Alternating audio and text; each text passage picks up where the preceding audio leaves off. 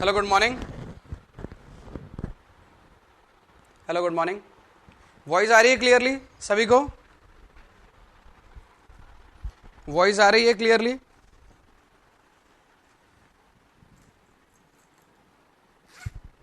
Yes और no? Voice आ रही है क्लियरली?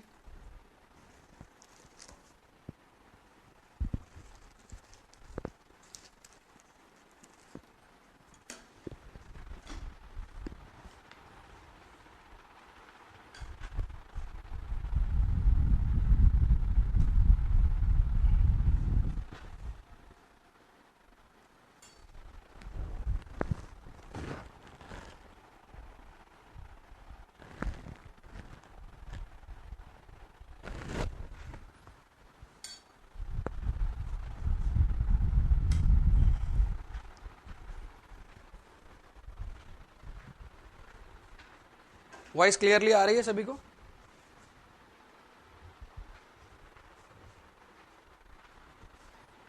चलिए, गुड मॉर्निंग गुड मॉर्निंग। चलिए, तो आज का टॉपिक स्टार्ट करते हैं। और कल जहां तक हम लोग पढ़ लिए थे उसी के आगे स्टार्ट करते हैं। तो कल जहां तक पढ़ लिया था हमने, वो टॉपिक था हमारा कवर का।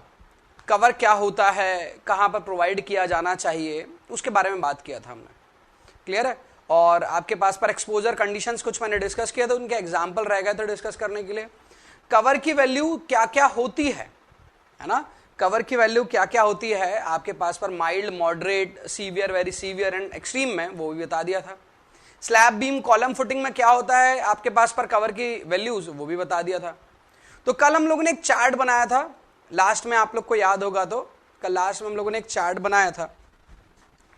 चार्ट ओपन करता हूं।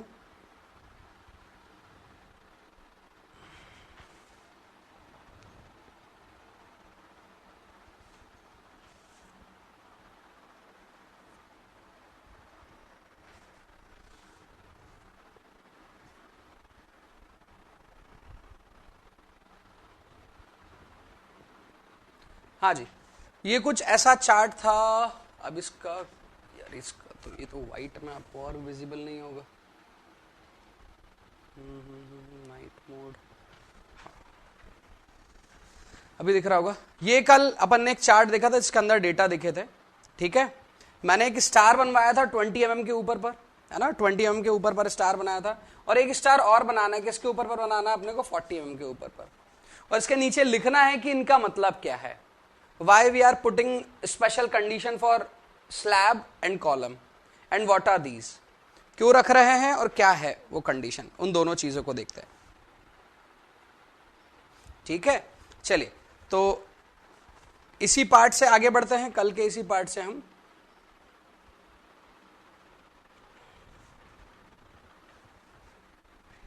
चलिए, सो वहां पर जो हमने स्टार लगा रखा था उसका क्या मतलब था? जो पहला स्टार था,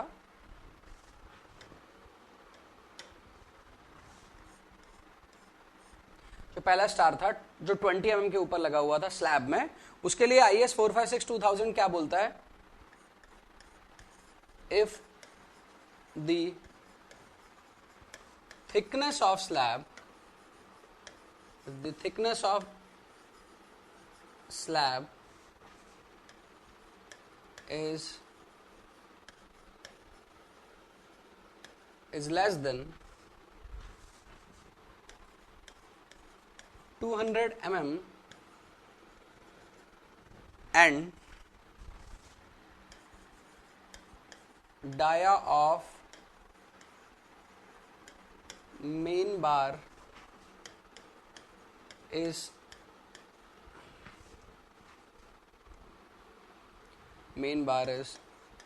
less than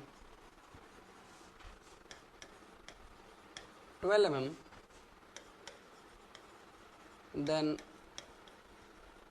cover can be, cover means clear cover, can be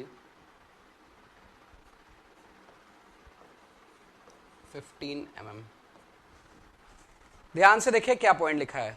point लिखा है, यदि स्लैब है आपका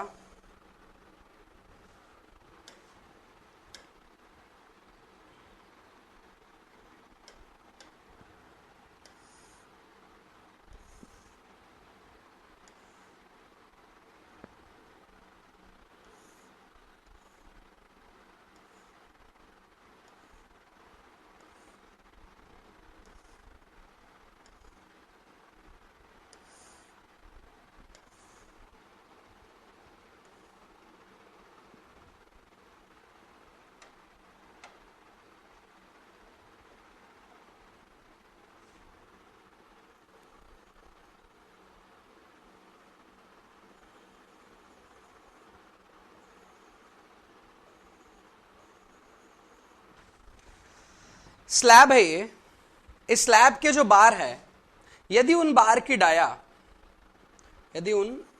की डाया किससे कम है, 12 mm से कम है, यदि इन बार की डाया 12 mm से कम है और इस स्लैब की थिकनेस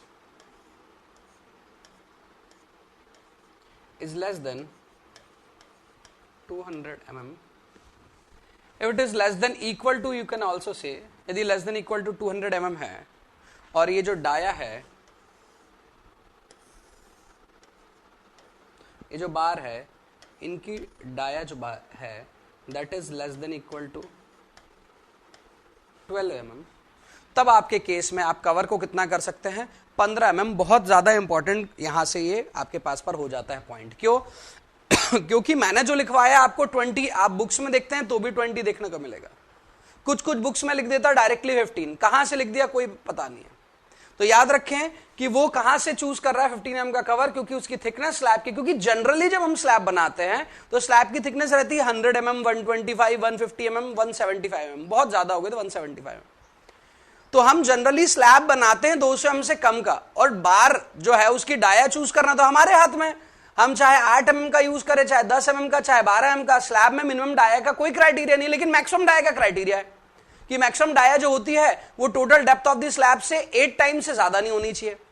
मतलब ये जो स्लैब की आपके पास पर थिकनेस है 200 mm, यदि पूरी थिकनेस है 200 mm तो इसको डिवाइड किया 8 से, जो आया उससे ज्यादा आपका मेन बार हो ही नहीं सकता। तो मेन बार की डाया को लिमिट करता है ये, लेकिन मिनिमम बार की डाया को लिमिट नहीं करता। मिनिमम कुछ भी हो सकता है, 8 mm भी हो सकता है।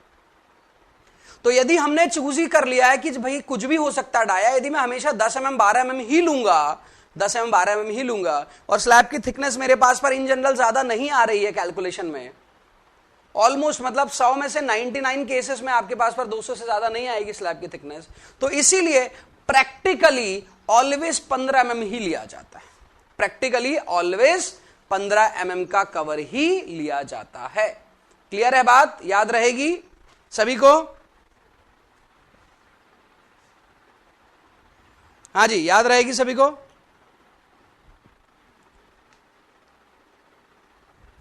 देखिए एंड लिखा है ना, एंड एंड और नहीं लिखा है, दोनों में से कुछ एक नहीं, दोनों के दोनों वैलिड होनी चाहिए, कोई एक के वैलिड होने से काम नहीं चलेगा। क्लियर है बात? इसलिए मैं दोनों चीजें यहां पर बताया। समझ आया? चलिए अब दूसरा बता रहा हूं। दूसरा किसके ऊपर आप लोगों ने नहीं बनाया होगा, सभी लोग डेली स्क्रीनशॉट लेते हैं तो इकट्ठा मत कर लेना उसको, ये तो असाइनमेंट करने जितना मेहनत करना पड़ेगा, डेली आप उसको लिखे आपके कॉपी में। क्लियर है बात? जैसा भी आप लोग नोट्स बना रहे पर daily on the daily basis पर आप लोग उसको आप मेंटेन करें। अब वहां पर हमने लिखा है 40 mm, 40 mm भी लिखा है ना भाई। अब 40 mm जो लिखा है किस में लिखा है, अपन ने कॉलम में लिखा है जो 40 mm माइल्ड मॉडरेट में, उसके ऊपर डबल स्टार लगाइए। डबल स्टार क्यों? अरे पहली कंडीशन ये है, दूसरी कंडीशन वो है, वो भी स्पेशल कंडीशन है। ओके वो भी स्पेशल कंडीशन है।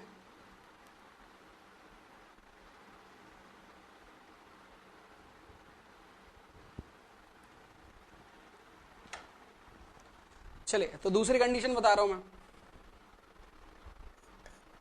कौन सी वाली? कॉलम वाली।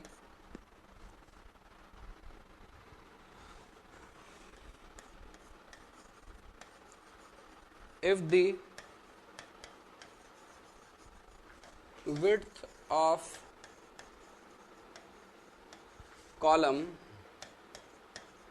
is less than 200 mm and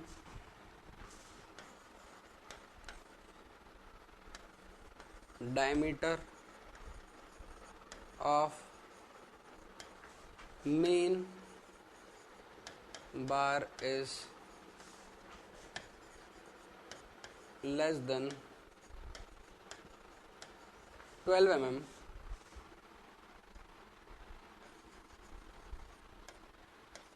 the cover can be reduced by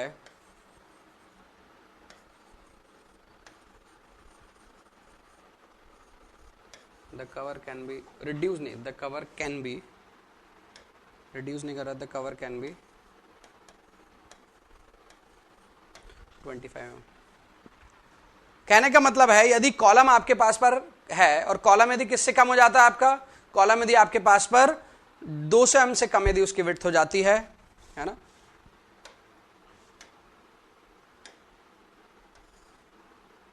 एक कॉलम है आपके पास पर,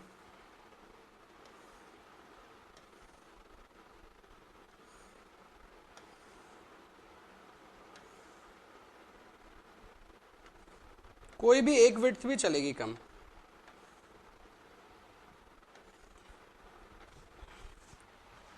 ओके। ये कॉलम है, इस डायरेक्शन में इसकी लेंथ है,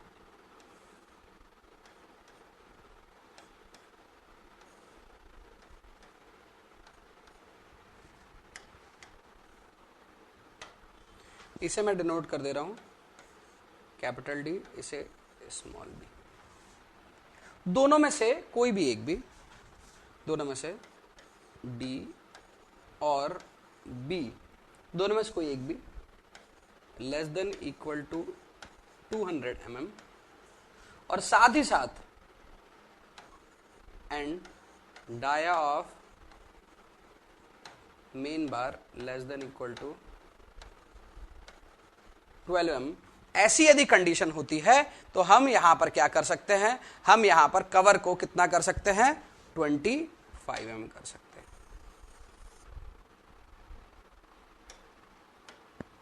कितना कर सकते हैं कवर को, 25 mm, ओके। इतना ध्यान रखना है।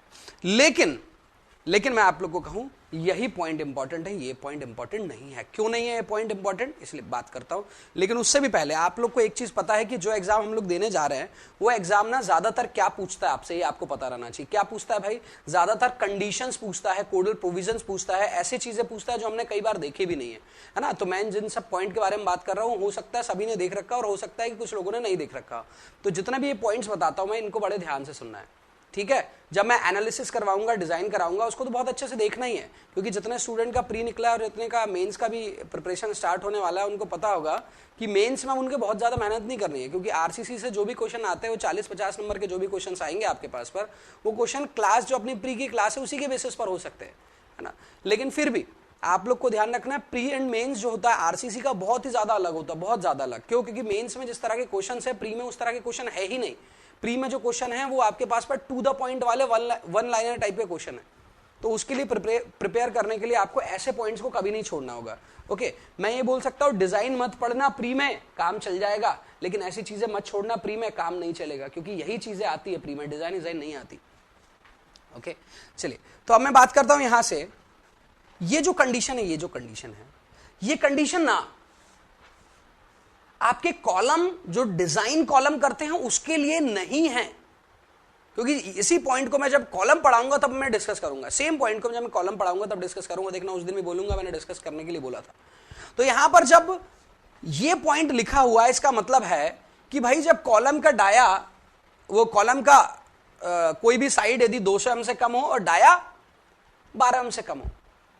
लेकिन एक चीज बता दूं, IS 456-2000 के अकॉर्डिंग जो भी कॉलम डिजाइन किया जा रहा है लोड एंड मूवमेंट को कैरी करने के लिए, उसके अंदर पर जो बार का डाया है वो 12 mm से कम हो ही नहीं सकता। अरे एक जगह कोड ये बोल रहा है, एक जगह कोड कुछ और बोल रहा है, एक जगह कोड कह रहा है कि कॉलम में 12 mm से डाया कम होती ही नहीं है, और एक जगह कह रहा है यदि हो गई तो कवर कम कर देना। हमने कहा कि भाई जब आप बोल रहे हो कि हो ही नहीं सकती तो फिर होगी कम क्यों? जब आप बोल सकते हो, आप एक जगह लिखते हो कि कॉलम में डाया 12 से कम लगाना ही नहीं है, तो मैं लगाऊंगा ही नहीं, तो ये पॉइंट तो कभी वैलिड ही नहीं होगा ना। जब वैलिड ही नहीं होगा तो सर पढ़ क्यों रहे? पढ़ इसलिए रहे हैं क्योंकि हमेशा जरूरी नहीं है कि कॉलम जो है वो आपके पास पर मूवमेंट एंड लोड को कैरी करने के लिए ही बना हो।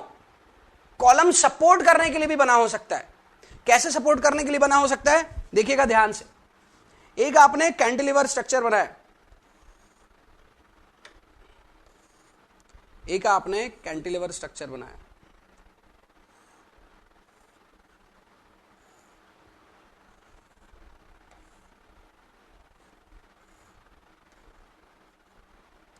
एक स्ट्रक्चर है, इस पर एक कॉलम का पार्ट है, दिस इज कॉलम, ये कैंटिलीवर बीम टाइप का बना दिया आपने। यहां पर आप लोग जाकर खड़े होने वाले हैं, यहां पर आप लोग जाकर खड़े होने वाले हैं, आपका लोड आ सकता है इसके ऊपर, यहां पर एक लेवल और है। तो मैंने क्या कहा, मैंने कहा कि यार यहां पर डिफ्लेक्शन बहुत ज्यादा आएगा, आएगा ही नहीं आएगा भाई? अरे भाई आएगा ना सर, हाँ सर यहां पर तो सबसे ज्यादा आएगा, इस पॉइंट पर सबसे ज्यादा आएगा। तो ये ना आए, ये ना आए तो इसके लिए क्या करेंगे सर? ये ना आए तो इसके लिए आप क्या कर सकते हैं कि यहां पर ना कॉलम बना सकते हैं। किसका कॉलम? आरसीसी का बना सकते हैं, ब्रिक्स का बना सकते हैं, है ना, आरसीसी का बनाएंगे, उसी के लिए कंडीशन है। यदि यहाँ का जो कॉलम है, यहाँ का कॉलम सिर्फ क्या कर रहा है, यहाँ का कॉलम सिर्फ क्या कर रहा है, आपके पास सपोर्ट करने का काम कर रहा है, जिसकी वजह से ये कैंटिलीवर की जगह प्रॉप्ड कैंटिलीवर हो गया और वहां पर डिफ्लेक्शन जो है वो 0 हो गया। क्लियर है? क्लियर है बात सभी को? वॉल्यूम कम आ रहा है, अपना बढ़ाओ भाई। वॉल्यूम कम आ रहा है क्या किसी को? आवाज कम आ रही है क्या मेरी?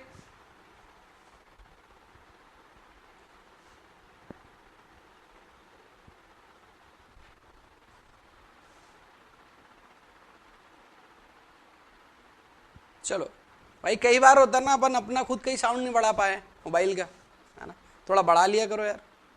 चलिए, तो यहां पर मैं बात कर रहा हूं, तो ये जो कॉलम है, दिस कॉलम, क्या ये डिजाइन कॉलम है? क्या इस कॉलम को लोड बियर करना है? तो मैं कहूंगा नहीं, ये कॉलम सिर्फ किसके लिए बनाया गया है? सपोर्ट करने के लिए। तो this is supporting column, this is what? This is supporting column.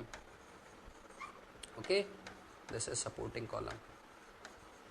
तो इस तरह के केस में जब भी आप सपोर्टिंग कॉलम जैसी कंडीशंस बनाते हैं, उस तरह के केस में ये वाली कंडीशन वैलिड हो सकती है, क्योंकि भाई आपने तो कॉलम को डिजाइन किया ही नहीं ना। आप कह रहे हैं सर एक छोटा सा कॉलम बना देते, थोड़ा सा सपोर्ट हो जाएगा, थोड़ा डिफ्लेक्शन कम होगा। अच्छा सपोर्टिंग, अच्छा कॉलम बना रहे हो, कॉलम बना रहे हो तो वही कंडीशन रहेगी। अरे सर वो तो डिजाइन के लिए थी ना, कौन सा लोड वोड बियर करना है इसको, बहुत ज्यादा ना लोड बियर करना, मूवमेंट करना है, इसको सिर्फ सपोर्ट करना है। सर कुछ भी एक छोटा सा बना दो। नहीं नहीं नहीं, वही बनाएंगे जो IS 456-2000 बोलता है। तो ये पॉइंट आपको उसी चीज से बचाता है। ये पॉइंट कहता है अरे देखो वो जो पॉइंट लिखा है ना, वो किसके लिए लिखा है? वो ये वाले कॉलम के लिए लिखा है। ये वाला जो कॉलम दिख रहा है ना, इसके लिए लिख रखा है। ये कॉलम तो बेचारा सपोर्ट करने के लिए बस लगा है। आप इसको हटा देंगे तो बीम तो खुद ही कर लेगी, लेकिन हम कह रहे हैं कि बीम को सपोर्ट कर दे, तो वैसा एक कॉलम। तो फिर भी ऐसा ना हो कि वही का वही वैलिड पॉइंट इधर पर है, अननेसेसरी कॉस्ट जाए आपकी। तो आप कवर यहां पर 25 mm तक का कर सकते हो। तो it is only for supporting column. और ये है आपके पास पर कौन सा कॉलम है भैया?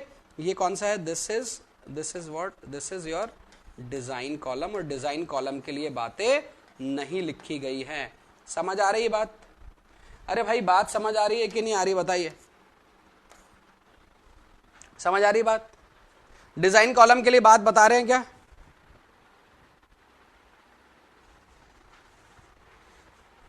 समझ आया? डिजाइन कॉलम के लिए बात है क्या? है या नहीं है? ये बात डिजाइन कॉलम के लिए, सपोर्टिंग कॉलम के लिए जो पॉइंट लिखा अपन ने, डिजाइन या सपोर्टिंग? लिखो लिखो, जल्दी जल्दी जल्दी जल्दी लिखो। डिजाइन या सपोर्टिंग किस कॉलम के लिए? सपोर्टिंग। बिल्कुल सही, बिल्कुल सही। तो क्वेश्चन अपना बना, यहां से क्वेश्चन बना, the minimum cover for column. Column के लिए मिनिमम कवर कितना हो सकता है? सर 25 mm हो सकता है। बिल्कुल सही है, ऑप्शन में देखना 25 mm टिक कर देना, सही है।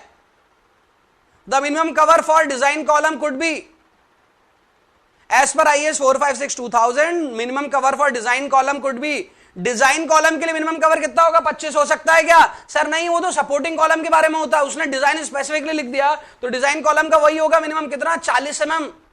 अच्छा सर एक ही पॉइंट से दो क्वेश्चन बना रहा, बिल्कुल यहीं से कंफ्यूजन क्रिएट कर रहा है। आ रही बात समझ में? तो हमारा यहीं से एक क्वेश्चन पूछा जा रहा है और जो शायद हमसे कंफ्यूजन क्रिएट करे, क्योंकि देखिए एग्जाम में ना सब्जेक्ट वही है, टॉपिक वही है, सिलेबस वही है, सालों साल, हर साल अपडेट नहीं होता है ना। करंट अफेयर नहीं है कि आपका अपडेट हो गया, जनरल नॉलेज नहीं है कि अपडेट होता चला जाएगा, ये वही का वही है। लेकिन हर साल वो नया कंपटीशन कैसे क्रिएट करते हैं? तो नया कंपटीशन कंफ्यूजन से क्रिएट करते हैं, डिलेमा से क्रिएट करते हैं, जहां पर बच्चों को डाउट रहता है वहां से क्रिएट करते हैं, जहां पर स्टीरियोटाइप एक ही चीज याद रहता है, सर कवर 15 mm ही होता है स्लैब का, कवर स्लैब का 15 mm ही होता है। उन्होंने कहा कि design what could be the minimum clear cover for a go down slab of 225 mm। Go down slab है 225 mm का, तो क्या हो सकता है वहां का मिनिमम क्लियर कवर? आपने कहा मैंने तो 15 ही रट कर गया था सर, उसका तो आंसर 20 आ गया। सर वहां बार के बारे में बात ही नहीं हुई थी। अरे बार तो आपके हाथ में रहता है ना। और मैंने कंडीशन और की नहीं बोला था, एंड की बोला था, दोनों होने चाहिए। यदि दोनों में से एक भी पॉइंट वैलिड नहीं होगा तो 15 mm नहीं होगा, 20 mm होगा। अभी थोड़ी देर पहले किसी ने बात किया था। क्लियर है बात? समझ आ रही है बात? क्वेश्चन कैसे पूछे जा सकते हैं, समझ आ रही है बात? ओके चलिए, तो ये दोनों पॉइंट आप लोग को वो जो अपन ने टेबल बनाया था, टेबल के नीचे ही लिखनी है। क्लियर है?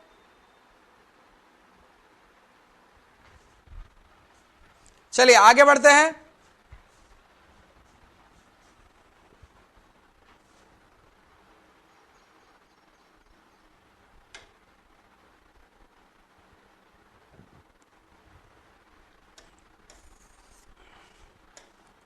चलिए नेक्स्ट देखते हैं हम।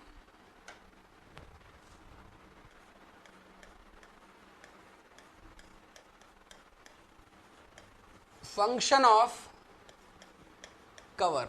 ये आप सभी को पता है, ये ऐसा टॉपिक है कि मैं डिस्कस तो कर रहा हूं, लेकिन मुझे लगता है कि मुझसे ज्यादा आप लोग को पता है कवर का फंक्शन, है ना? करेंगे भाई ऋषिकेश, क्वेश्चन ना कराऊंगा मैं, उस टाइम में और रिपीट कर दूंगा, अभी नहीं कर रहा हूं। ठीक है, फंक्शन ऑफ कवर। कवर का फंक्शन क्या होगा? कवर का फंक्शन क्या होता है? कवर का फंक्शन कहने का मतलब क्या हुआ सर? अरे भाई कवर का फंक्शन कहने का मतलब है कवर क्यों दिया जाता है, why we are giving cover. Cover देने से क्या होगा, क्या फायदे होंगे? सर बहुत सारे होंगे फायदे, बताओ भाई क्या क्या फायदे होंगे। फंक्शन ऑफ कवर फर्स्ट लिखें, protection against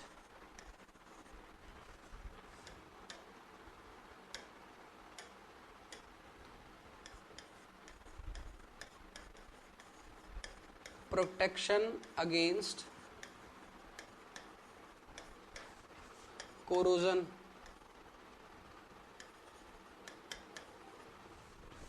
protection against corrosion. और बताइए,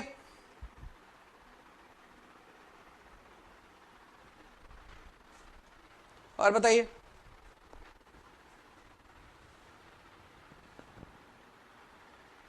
हाँ, रेनफोर्समेंट को प्रोटेक्ट करता है ना, रेनफोर्समेंट को प्रोटेक्ट करता है कोरोजन से, और या एनवायरमेंटल कंडीशन से, और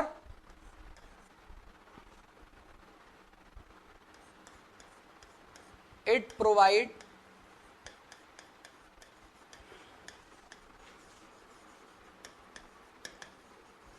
sufficient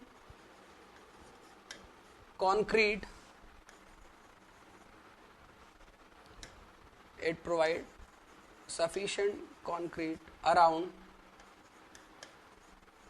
steel bar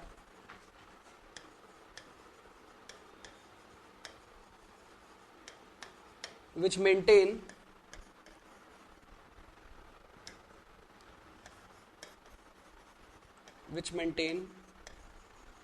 बॉन्ड।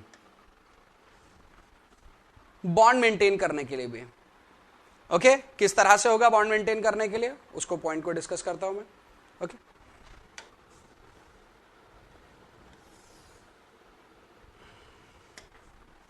देखते हैं क्या पॉइंट के बारे में बात कर रहा हूं। पहला पॉइंट आप सभी को क्लियर होगा, दूसरे पॉइंट के बारे में बात करता हूं। जैसे मैं क्रॉस सेक्शन बना रहा हूं बीम का, बताइएगा कि कौन सा कवर का कंडीशन ज्यादा बेटर है।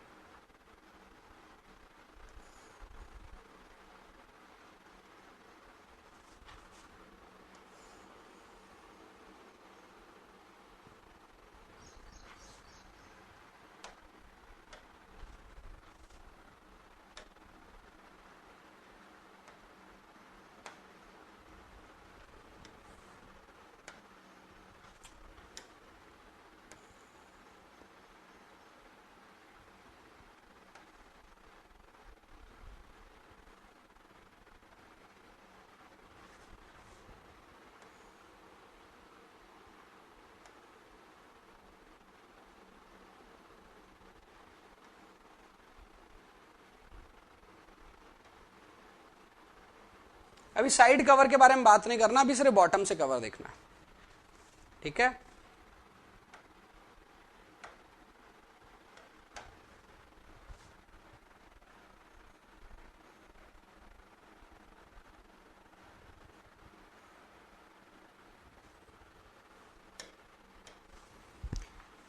हाँ जी, ध्यान से देखें, ये 4 कंडीशन मैंने बनाई है कवर की, है ना। चारों में बार को लगाया है, बीम है, बीम का सभी में बॉटम दिखा रहा हूं मैं आपको। यहां पर क्लियर कवर कुछ भी नहीं है, यहां पर सराउंडिंग कंक्रीट जो है, यहां पर जो सराउंडिंग कंक्रीट है दिख रहा है सभी को, सराउंडिंग कंक्रीट, यहां पर सराउंडिंग कंक्रीट है सिर्फ इतने जोन में, सराउंडिंग कंक्रीट है सिर्फ इतने जोन में। यहां पर सराउंडिंग कंक्रीट लगभग है, बस थोड़ा सा आपके पास पर कम है। यहां पर ऑलमोस्ट सभी जगह पर सराउंडिंग में कंक्रीट लगा है, यहां पर भी ऑलमोस्ट सभी में सराउंडिंग में कंक्रीट लगा है। तो यहां पर देखने को मिलेगा यदि आप ज्यादा लोड लगाओगे तो ये बार आपका किधर जा सकता है, नीचे की तरफ पर जा सकता है। इसे बोल देंगे कि यहां पर क्या देखने को मिल सकता है, यहां पर देखने को मिल सकता है स्लिप, और जहां होगा स्लिप वहां नहीं होगा बॉन्ड, जहां होगा स्लिप वहां नहीं होगा बॉन्ड। स्लिप की प्रोबेबिलिटी सबसे ज्यादा यहां है और कम यहां पर है। यहां पर सर उतना नहीं होगा, लेकिन प्रोबेबिलिटी, संभावनाएं तो बनी हुई रहेंगी। क्लियर है, यहां पर बनी हुई रहेगी, यहां पर तो होगा ही होगा स्लिप, यहां पर बनी हुई रहेगी संभावनाएं। यहां पर हम बात करते हैं what could B for this condition. यहां पर देखते हैं तो सफिशिएंट कंक्रीट अवेलेबल है, यहां पर सफिशिएंट कंक्रीट अवेलेबल है, दोनों का बिहेवियर सेम होगा। ऐसा नहीं सर यहां ज्यादा कंक्रीट अवेलेबल है, अरे भैया बाहर को जितना चाहिए सराउंडिंग में उतना ही चाहिए। दोनों जगह पर बॉन्ड बनाने के लिए आपके पास पर कंक्रीट जो रहेगा रेनफोर्समेंट के सराउंडिंग में अवेलेबल होना चाहिए, दैट्स ऑल। अब जितना ज्यादा रहे जितना कम रहे कोई फर्क नहीं पड़ता, बॉन्ड सेम ही होगा। यहां पर बॉन्ड सेम होगा, तो यहां और यहां पर दोनों पे बॉन्ड सेम है, तो भी इनमें से कौन सा अच्छा है, तो भी इनमें से कौन सी अच्छी कंडीशन है। सर कोई भी हो सकती है, जब बॉन्ड दोनों में से, दोनों में ही आपके पास सर सेम है तो दोनों कंडीशन हो सकती है ना। तो थोड़ा सा ध्यान से समझे, थोड़ा सा ध्यान से समझे, दोनों जगह पर बॉन्ड है। जब भी हम कवर देते हैं या जब भी हम रेनफोर्समेंट को सरफेस से दूर लगाते हैं, जितना दूर लगाएंगे ना, क्रैक्स तो देखिए कंक्रीट में हमेशा आएंगे, आप चाहे कितना कर ले क्रैक। आप सोचे कि मेरे घर की बिल्डिंग, सर मैं सिविल इंजीनियर हूं, मैं बना रहा हूं बिल्डिंग, मेरी बिल्डिंग कैसे उसमें क्रैक आ सकते हैं। अरे क्रैक को आप नहीं लेकर आते हो, क्रैक को इन्वायरमेंट नहीं लेकर आता है, क्रैक को एक बेसिक प्रॉपर्टी ऑफ कंक्रीट लेकर आता है, दैट इज श्रिंकेज।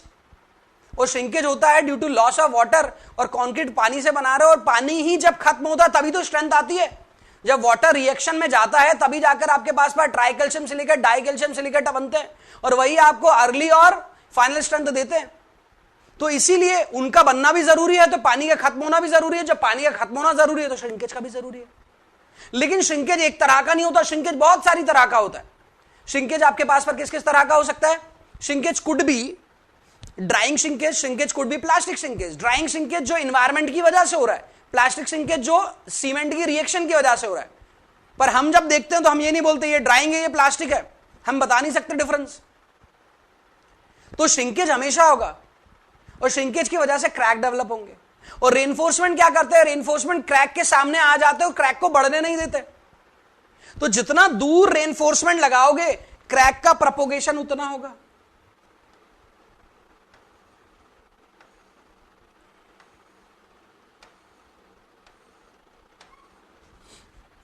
तो यहां पर क्रैक के आने के चांसेस ज्यादा हैं, यहां पर क्रैक के आने के चांसेस कम हैं।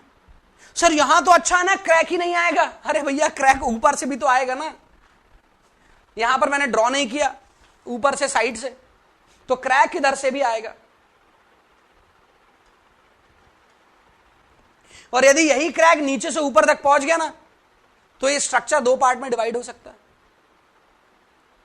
तो इसलिए सबसे इंपॉर्टेंट पॉइंट जो है वो यहां से याद रखना है, इस पॉइंट से कि बॉन्ड के टॉपिक को सर ने बताया था कि बॉन्ड बनाने के लिए कवर की बहुत ज्यादा जरूरत है। सर ने डायग्राम सिर्फ इसी चीज को समझाने के लिए बताया था, अंडरस्टैंडिंग के लिए, वो हमें समझ में आ गया था। तो उसके बाद मैं आपको एक और पॉइंट बताया हूं, वो क्या बताया हूं इस डायग्राम से, ये लास्ट वाले डायग्राम से, कि ज्यादा कवर भी नुकसानदेह है, ज्यादा कवर भी हार्मफुल होता है। It is not good for structure if you provide large cover. So for that condition, IS 456 suggested you some data. IS 456 2000 ने आपको कुछ डेटा बताया है ना। वो क्या है आपके पास पर, कि आप कवर को कितना कर सकते हो, जो भी आपको रिकमेंडेड वैल्यू दी है उसमें क्या चेंजेस लेकर आ सकते हो,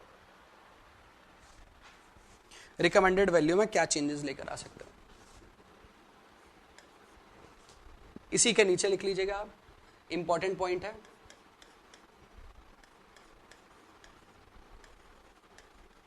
the cover can B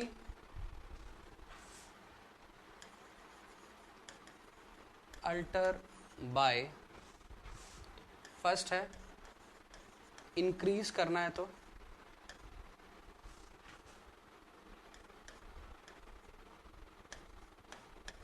10 mm तक अपन इंक्रीज कर सकते हैं, जो भी आपको रिकमेंडेड वैल्यू है। आपको रिकमेंडेड है 25, आपने कहा मैं 35 देना चाह रहा हूं, दे दो, कोई दिक्कत नहीं। डिक्रीज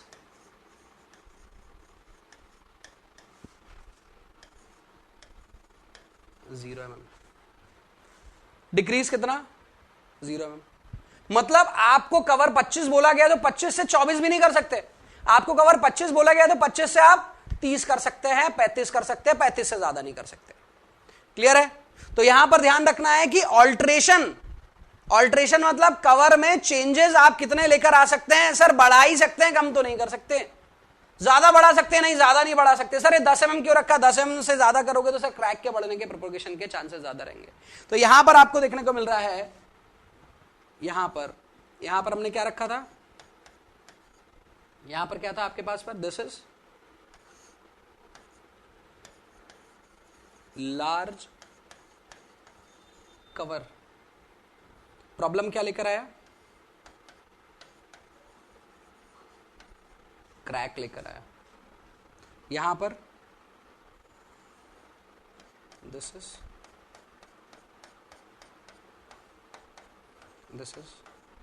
ऑप्टिमम कवर, जितना जरूरत है उतना, कम से कम इतना तो दे। This is the good one. सबसे वर्स्ट, उससे वर्स्ट, मतलब रैंक वाइज देखा जाए सबसे बेकार कौन है, तो ये दो सबसे बेकार है, उसके बाद ये, और ये तो है ही नहीं। ये भी चल सकता है लेकिन क्रैक ज्यादा आएंगे, है ना। चलिए, तो ये पॉइंट समझ में आया सभी को? सभी को समझ आया? अरे भैया आया या नहीं आया, जल्दी बताइए।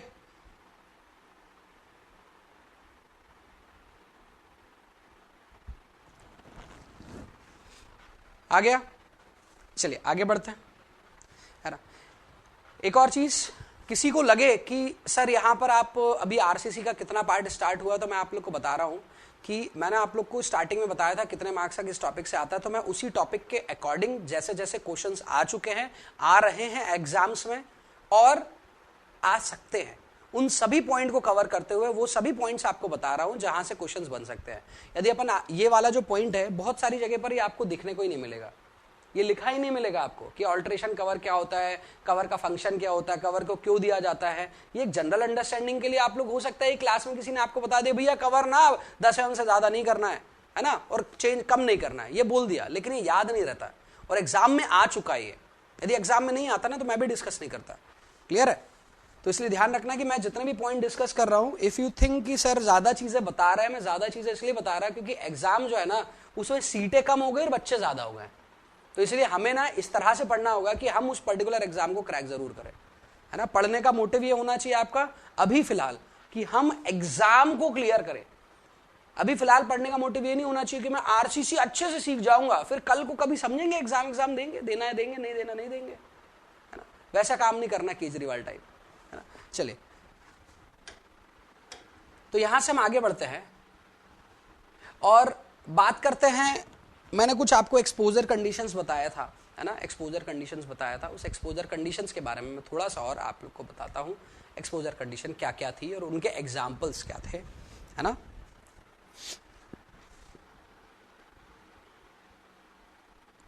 तो मैं एक टेबल भी बना सकता हूं चाहे तो, मैं टेबल बाद में बता दूंगा, आप लोग टेबल बना लीजिएगा क्योंकि मुझे समझाने के लिए थोड़ा सा आसान होगा। मैं टेबल कैसे बनाना है वो बता दूंगा आपको, है ना। तो हम सबसे पहले एक्सपोजर कंडीशन को समझते हैं। कौन कौन सी एक्सपोजर कंडीशन थी? सर वो तो समझ चुके हैं, अब एग्जाम्पल के साथ समझेंगे। आप लोग टॉपिक मत लिखिएगा, एक्सपोजर कंडीशन है ना कॉपी में, आप लोग टेबल बनाइएगा।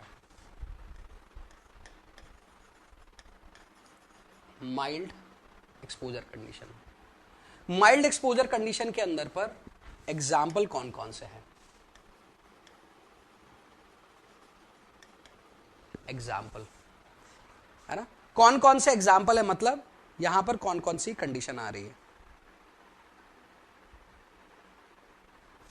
तो यहां पर एक एक करके लिखते हैं। Structure is protected from rain, मतलब प्रोटेक्शन ऑफ रेन हो, वहां पर बहुत ज्यादा बारिश ना होती हो, वेदर बहुत ज्यादा एग्रेसिव ना हो, या फिर you can say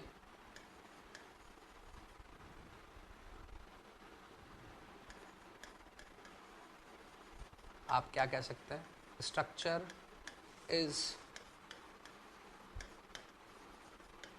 protected from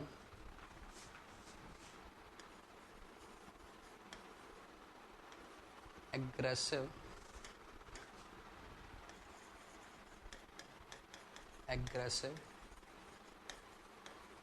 weather. Aggressive weather से आपका स्ट्रक्चर जो है वो क्या है, प्रोटेक्टेड है।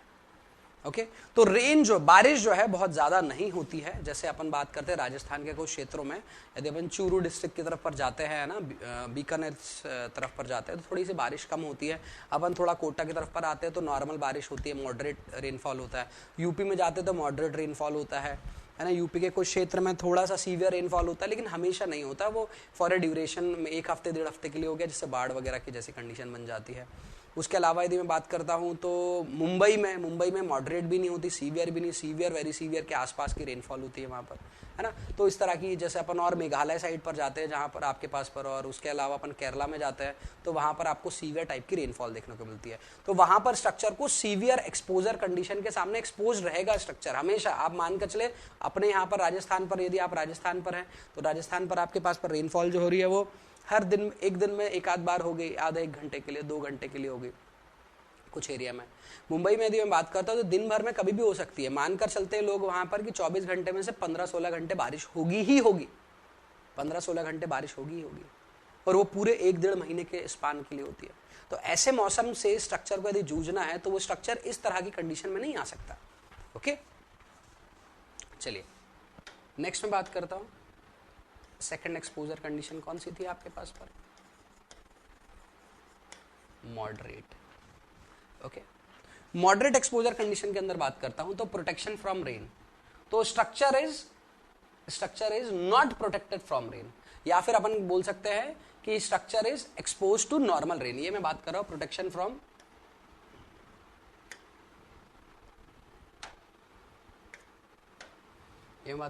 प्रोटेक्शन फ्रॉम नॉर्मल रेन, और यहां पर एक्सपोज टू नॉर्मल रेन। जैसे मैं भोपाल में हूं तो भोपाल में जो रेनफॉल होगा वो आपके पास पर बहुत ज्यादा नहीं होगा, बहुत ज्यादा रेनफॉल नहीं होता, बहुत ज्यादा इंटेंसिटी से रेनफॉल नहीं होता, और बहुत ज्यादा ड्यूरेशन के लिए रेनफॉल नहीं होता। अभी पिछले 1 हफ्ते की बात करता, पूरा 1 हफ्ता बारिश हुआ, और ये पूरा 1 हफ्ता दिख रहा है, पूरे 1 हफ्ते बारिश ही नहीं हुआ। तो इस तरह का माहौल यदि रहता है तो अपन उसको मॉडरेट कंडीशन के अंदर पर कंसीडर करते हैं। अब ये किसके ऊपर डिपेंड करता है सर, इंजीनियर की समझ। कोड ने नहीं लिखा है, कोड ने तो लिखा है मॉडरेट एक्सपोजर कंडीशन की एग्जांपल ही होता है, आपको क्या मानना है वहां, समझ आ रही बात। नहीं सर मैं तो वो देखूंगा, कोई तो बताएगा मुझे, कोई नहीं बताएगा, सब अपनी अंडरस्टैंडिंग और अपने एक्सपीरियंस के बेसिस पर बताते हैं। आप कहेंगे कोई बड़ा इंजीनियर, बड़ा कोई नहीं है इंजीनियर यहां पर, एज बस ज्यादा हो रही है उनके पास पर, एक्सपीरियंस वो यहां पर कुछ नहीं अपने दिखा पाते। वो कहते हैं कि भाई मैंने बनाया था आज से 15-20 साल पहले, क्योंकि ज्यादा अपनी लाइफ देखिए, स्ट्रक्चर की लाइफ है 50 साल, इंजीनियर ने पढ़ाई किया कब तक, 25 साल तक पढ़ाई किया उसने, 25 में 50 जोड़ दो 75 साल का इंजीनियर काम ही नहीं कर रहा है। मतलब कोई इंजीनियर ऐसी बात करे कि मैंने एक बिल्डिंग बनाया था 50-60 साल पहले और वो अभी भी है, उतना ही आप कंडीशन देख लो, तो इंजीनियर ही नहीं ना जो ऐसा डेटा दे रहा है। हाँ वो इंजीनियर जिसने बनाया हो, उसने कवर दिया हो, तो उस स्ट्रक्चर के बेसिस पर अपन स्टडी कर सकते हैं। अपन किसी पर्सन से सजेशन लेने की बात ना करें, अपन अपनी अंडरस्टैंडिंग को बढ़ाए। Okay expose to normal rain, normal rain के लिए आपका स्ट्रक्चर जो रहता है वो एक्सपोज रहता है। क्लियर है बात। दूसरा पॉइंट जो है वो इससे रिलेटेड नहीं है, बारिश से रिलेटेड नहीं है, वो है आपके पास पर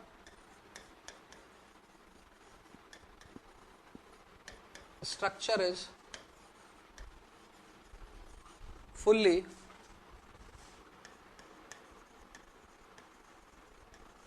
immersed in वाटर। स्ट्रक्चर पूरी तरह से किसमें डूबा हुआ है? स्ट्रक्चर पूरी तरह से किसमें डूबा हुआ है? पानी में डूबा हुआ है। स्ट्रक्चर पूरी तरह से किसमें डूबा हुआ है? पानी में डूबा हुआ है।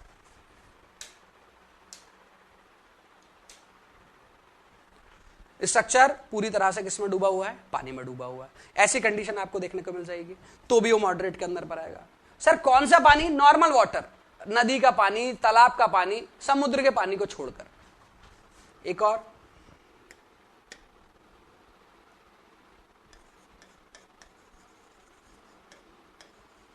Structure is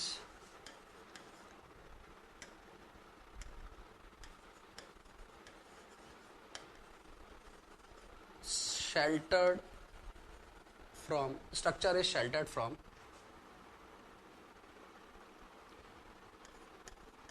coastal environment। Structure जो है वो कोस्टल एनवायरनमेंट के आसपास नहीं है, दूर है। कोस्टल एनवायरनमेंट का यहां पर प्रभाव नहीं है। ऐसे स्ट्रक्चर जहां पर कोस्टल एनवायरनमेंट का प्रभाव नहीं हो वो मॉडरेट में आ सकते हैं, बशर्त बारिश वहां पर आती है तो बारिश का क्या रिलेशन है उसके बेसिस पर उसे मॉडरेट या माइल्ड कंडीशन में डाले आप। क्लियर है? तो देखिए 3 कलर मैंने यूज किए यहां पर। येलो किया है वो बारिश के लिए यूज किया, ग्रीन कलर यूज किया वो किसके लिए? पानी के अंदर, डूबे पानी के अंदर पर किया है। और structure is sheltered from coastal environment, ये समुद्र क्षेत्र के बारे में बात किया है। ठीक है बात? ओके, अब बात करते हैं थर्ड है आपके पास पर सीवियर। सीवियर में यदि मैं बात करता हूं एक एक कर। अब बारिश की बात करते हैं। एक्सपोज टू नॉर्मल रेन था, यहां पर एक्सपोज हो जाएगा किसके लिए? Severe rain. Expose to severe rain, जो मैं मुंबई वाला एग्जांपल आपको दे रहा था, या केरला में आपको मुन्नार, वायनाड की दे रहा था, या चेरापूंजी का दे रहा था, इम्फाल का दे रहा था एग्जाम्पल में आपको। तो expose to severe rain, severe rain पर अब इससे ज्यादा कोई बारिश नहीं, बारिश की बात खत्म हो गई। सर एकदम तीव्र बारिश हो रही है, एकदम इंटेंसिटी बहुत ज्यादा हाई है उसकी, उस केस के बारे में बात करें, expose to severe rain. Next हम बात करते हैं, next expose to severe rain. उसके बाद क्या था? Structure is fully immersed in water. अब स्ट्रक्चर के बारे में एक चीज ध्यान रखिए, पानी में कंटिन्यूअसली रहने के कंपैरेटिवली ज्यादा दिक्कत कब देता है? जब पानी का लेवल कम ज्यादा होता रहता है। तो वहां पर क्या रहता है आपके पास पर? पोर्स में वाटर का इनटेक और वाटर का आउटलेट होता रहता है, जिसकी वजह से क्या होता है? हमेशा वहां पर श्रिंकेज और स्वेलिंग का नेचर रहता है, जिसकी वजह से स्ट्रक्चर की जो लाइफ रहती है वो और कम हो जाती है। तो इसलिए इससे भी ज्यादा सीवियर है। स्ट्रक्चर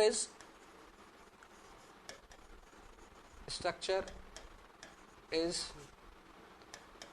इन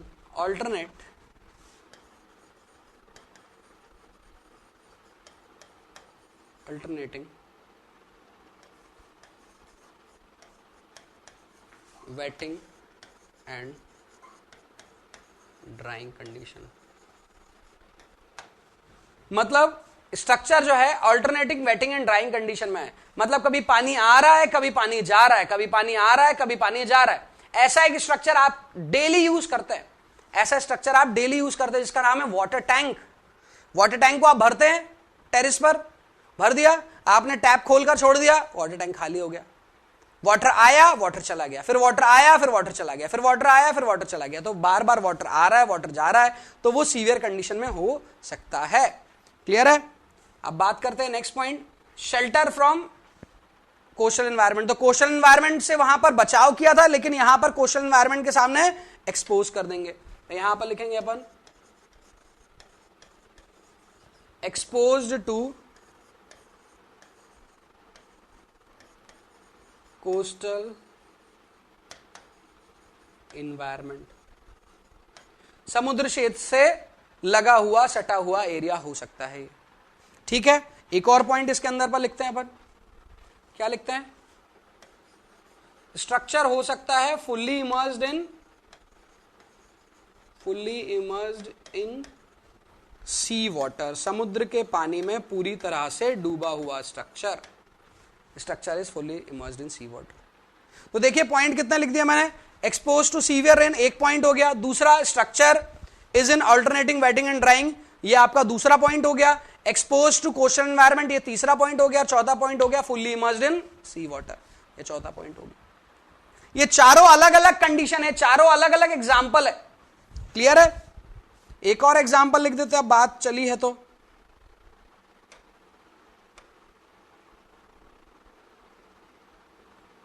इसके लिए हम ले लेते हैं कलर कौन सा, नेवी ब्लू, ये तो वही कलर हो गया, व्हाइट ले लेते हैं। ठीक है, ये है आपके पास पर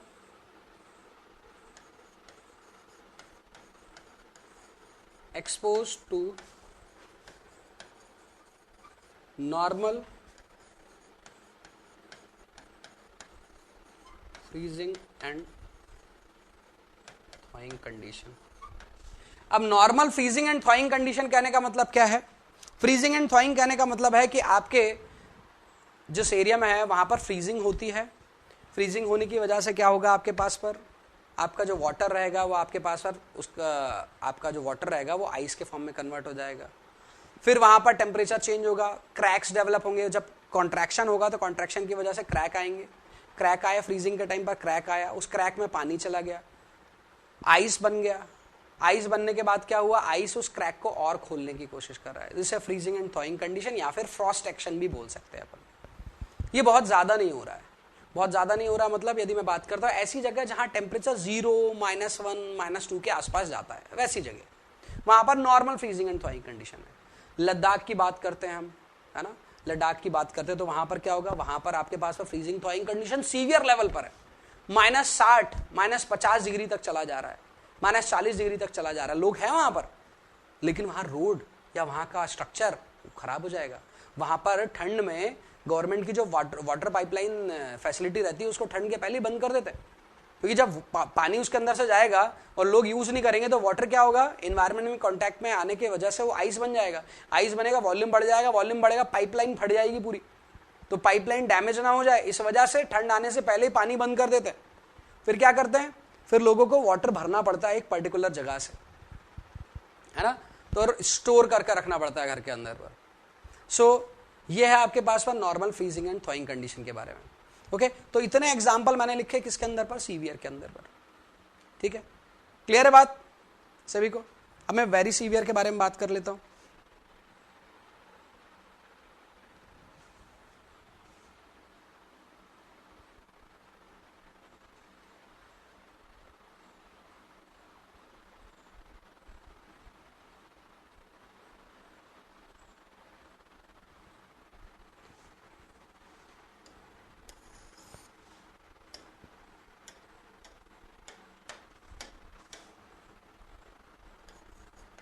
वो है वेरी सीवियर।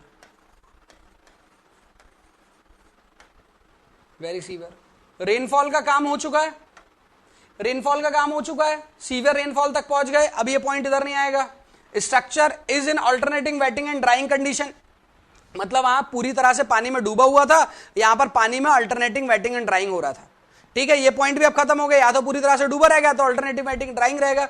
तो फर्स्ट पॉइंट भी कैंसिल, सेकंड पॉइंट भी कैंसिल। ये अपने एक्सट्रीम लेवल की बातें कर चुके थे तो इसलिए दोनों पॉइंट को हटा दिया। एक्सपोज टू कोस्टल एनवायरमेंट, अब कोस्टल एनवायरमेंट है तो उससे ज्यादा और क्या कंडीशन होगी तो उसी को देखते हैं। स्ट्रक्चर कोस्टल एनवायरमेंट में तो है, लेकिन वहां पर क्या हो रहा है, वहां पर हो रहा है स्प्रे ऑफ सी वाटर। इससे भी ज्यादा एक्सट्रीम कंडीशन क्या होगी कि आपके पास पर समुद्र के इतने पास है कि समुद्र का पानी सीधा टच कर रहा है स्ट्रक्चर को। एक बिल्डिंग है जो समुद्र से 1 किलोमीटर दूर है, वो कोस्टल एनवायरमेंट में है। एक बिल्डिंग जो समुद्र में बनी है वो भी कोस्टल एनवायरमेंट में है, लेकिन 1 किलोमीटर दूर बिल्डिंग पर पानी नहीं जा रहा उड़ उड़कर, लेकिन जो तुरंत जो आपके पास पर समुद्र के पास पर बनी उस पर तो वाटर जा रहा है स्प्रे करता हुआ। यदि वैसा स्ट्रक्चर है जिस पर स्प्रे होगा सी वाटर का तो उसको अपन वेरी सीवियर कंडीशन के अंदर पर रखेंगे, spray of sea water. Clear है, ये वाला पॉइंट भी हो गया। फिर क्या लिखा था, fully immersed in sea water. Fully immersed in sea water के बाद क्या हो जाएगा भाई क्या बताइए, fully immersed in sea water का यहां पर जैसा अपने देखा था structure is fully immersed in normal water, तो उसका नेक्स्ट पॉइंट क्या हुआ, उससे सीवियर क्या हुआ, ऑल्टरनेटिंग वेटिंग एंड ड्राइंग। तो यहां पर fully immersed in sea water हुआ तो इसका नेक्स्ट पॉइंट क्या हो जाएगा, इसका नेक्स्ट पॉइंट क्या हो जाएगा भाई, alternate wetting and drying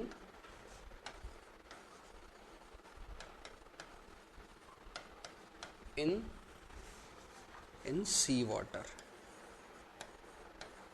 in sea water. Clear है? सी वाटर पर पानी, सी का वाटर जो है वाटर है वो आपके पास पर स्ट्रक्चर पर आ रहा है, फिर जा रहा है, आ रहा है, टच करता हुआ चले जाता जा रहा है, तो वो भी कंडीशन इसी के अंदर पर ली जाएगी। ठीक है, नेक्स्ट पॉइंट वहां पर क्या लिखा था अपन ने, expose to normal freezing and thawing. Expose to normal freezing and thawing के बाद यहां पर हो जाएगा नॉर्मल थी, जैसे यहां पर नॉर्मल रेन थी तो यहां पर आपके पास पर कौन सी, ये सॉरी ये नॉर्मल रेन थी तो यहां पर कौन सी हो गई थी, सीवियर हो गई थी ना, तो वैसे ही यहां पर आपके पास पर नॉर्मल फ्रीजिंग एंड थॉइंग है तो यहां पर क्या हो जाएगा, एक्सपोज टू, नॉर्मल की जगह क्या हो जाएगा, सीवियर हो जाएगा, सीवियर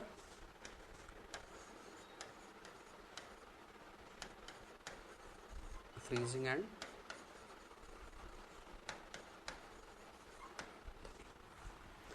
क्लियर है बात सभी को, सभी को क्लियर है बात,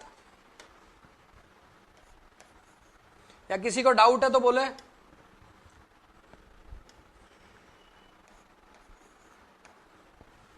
हाँ जी, क्लियर है बात सभी को।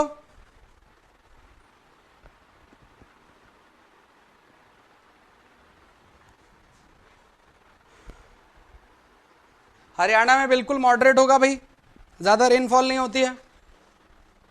चलिए, वेरी सीवियर के बाद हम बात करते हैं एक्सट्रीम। एक्सट्रीम की बात करते हैं। एक्सट्रीम का example, sir spray of sea water से ज्यादा और क्या हो सकता है, इससे ज्यादा खतरनाक कंडीशन क्या हो सकती है, इससे खतरनाक कंडीशन हो सकती है टाइडल इफेक्ट, इससे खतरनाक कंडीशन हो सकती है टाइडल इफेक्ट। समुद्री तूफान वगैरह यदि आता है, जब आपके पास पर हाई टाइड की कंडीशन हो जाती है, जब आपका ऑरेंज अलर्ट या रेड अलर्ट जैसी कंडीशन हो जाती है, तो उस केस में जो आसपास की बिल्डिंग रहती है वहां पर समुद्र का पानी स्प्रे ही नहीं होता, हाई इंटेंसिटी से स्प्रे होता है, तो उसे अपन टाइडल इफेक्ट के अंदर पर कंसीडर करते हैं। ऐसा आपका स्ट्रक्चर है क्या, जैसे हमारे पास पर क्या बनाते हैं, लाइट हाउस बनाते हैं। लाइट हाउस कहां पर बनाते हैं, समुद्र के पास पर बनाते हैं। तो लाइट हाउस जो रहता है, लाइट हाउस आरसीसी का बन सकता है, आपके पास पर स्टील का बन सकता है, स्टील का यूजुअली नहीं बनाते कोरोजन की वजह से। तो यदि आप आरसीसी का लाइट हाउस बनाते हैं तो उस लाइट हाउस जो समुद्र के पास पर रहता है, जो कोस्ट गार्ड बनाते हैं, जो समुद्र पर रात में निगरानी रखने के लिए बनाते हैं, या फिर अपनी पोजीशन बताने के लिए करते हैं कि यहाँ पर एक आपके पास पोर्ट है या एक कोई कॉर्नर है ना। आप लोग ने यदि लाइट हाउस के बारे में सुना हो तो एक जैसे बहुत टूरिस्ट की बहुत फेवरेट जगह में से एक है गोवा है ना। गोवा में एक आपके पास पर लाइट हाउस का जगह है जो टूरिस्ट का मतलब one of the famous destination होता है। वहाँ पर लोग बहुत ज़्यादा जाते हैं, वहाँ पर लाइट हाउस को ही देखने जाते हैं, वो कुछ देखने नहीं जाते, लाइट हाउस ही देखने जाते हैं। तो जो लाइट हाउस है, वो लाइट हाउस जो है वो समुद्र के कांटेक्ट में, टाइडल इफेक्ट के कांटेक्ट में इसलिए आएगा क्योंकि एकदम समुद्र से लगा हुआ रहता है ना। तो टाइडल इफेक्ट के अंदर आ सकता है, एक्सट्रीम कंडीशन में हो सकता है वो, है ना। आपको देखना है कि आपका स्ट्रक्चर इनमें से किस कंडीशन के अंदर आ रहा है, उसके अकॉर्डिंग आपको इन एक्सपोजर कंडीशन को डिफाइन करना है। ऐसा नहीं कि मेरा वेरी सीवियर में फिर एग्जांपल ढूंढ रहा है, एग्जांपल के अकॉर्डिंग बिल्डिंग स्ट्रक्चर को अपन सिलेक्ट करें। ठीक है, ये हो गया expose to severe freezing thawing, वो भी हो गया, ऑल्टरनेटिंग वेटिंग ऑन ड्राइंग, वो भी हो गया। अब बचा क्या, अब बचा कुछ नया बचा। सर नए में क्या बच गया, नए में क्या बच गया सर, नए में बचा हीरो। अरे तो वाइट ही आ रहा है यार, तो गलत है। कौन से कलर लिया जाए, रेड लिया जाता है। केमिकल एक्शन, इसका कोई रिलेशन नहीं है आपके लोकेशन से, इसका रिलेशन है केमिकल की प्रेजेंस से। केमिकल कहीं भी प्रेजेंट हो सकता है, आपकी फैक्ट्री में हो सकता है, आपकी फैक्ट्री से जो पानी बाहर निकल रहा है उसमें हो सकता है। यदि उसमें केमिकल है और वो आरसीसी का स्ट्रक्चर में से पास हो रहा है तो उसको आप एक्सट्रीम कंडीशन के अंदर रखिए, क्योंकि केमिकल जो रहेगी वो सीमेंट के साथ बहुत जल्दी रिएक्ट कर वहां पर एक नया कंपाउंड बनाएंगी, और यदि वो पानी आपके पास पर रेनफोर्समेंट के कॉन्टैक्ट में आ गया तो रेनफोर्समेंट को बहुत जल्दी डिके करेंगी, क्योंकि वो पूरी तरह से केमिकली एक्टिव है। तो इसलिए केमिकल एक्शन कहीं पर होगा तो वहां पर अपन एक्सट्रीम कंडीशन मानेंगे। और एक और पॉइंट मैं लिख रहा हूं यहां पर, केमिकल एक्शन के अलावा जो पॉइंट को आप कंसीडर कर सकते हैं, और वो पॉइंट है आपके पास पर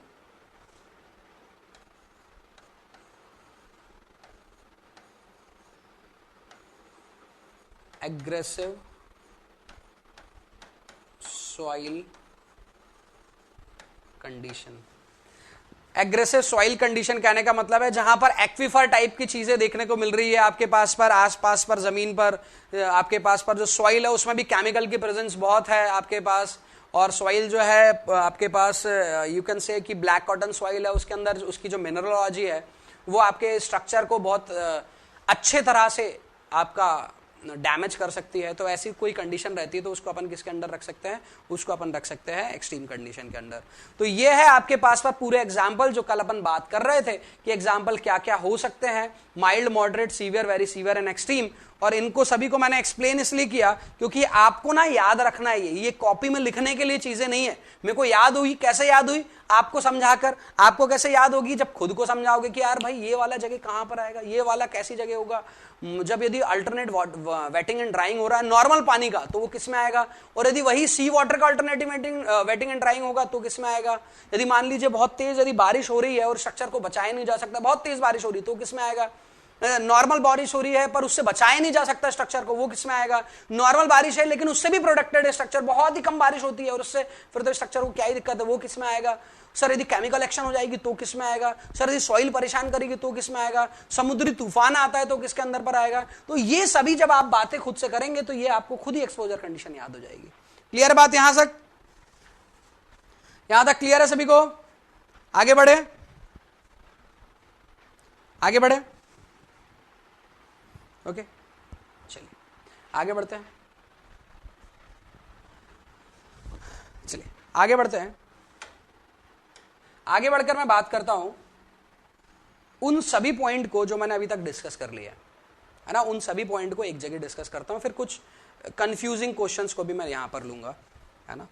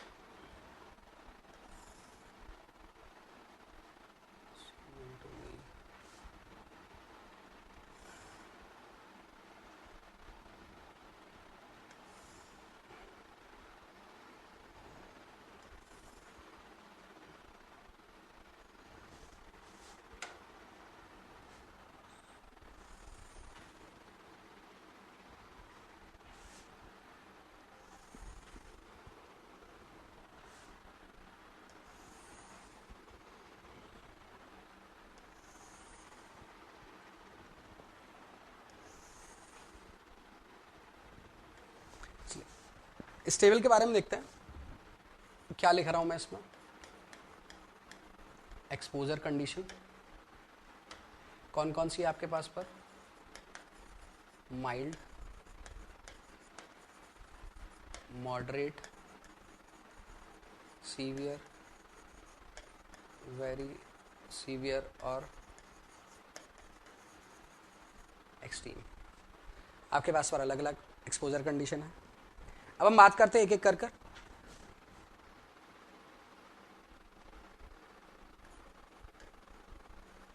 ग्रेड ऑफ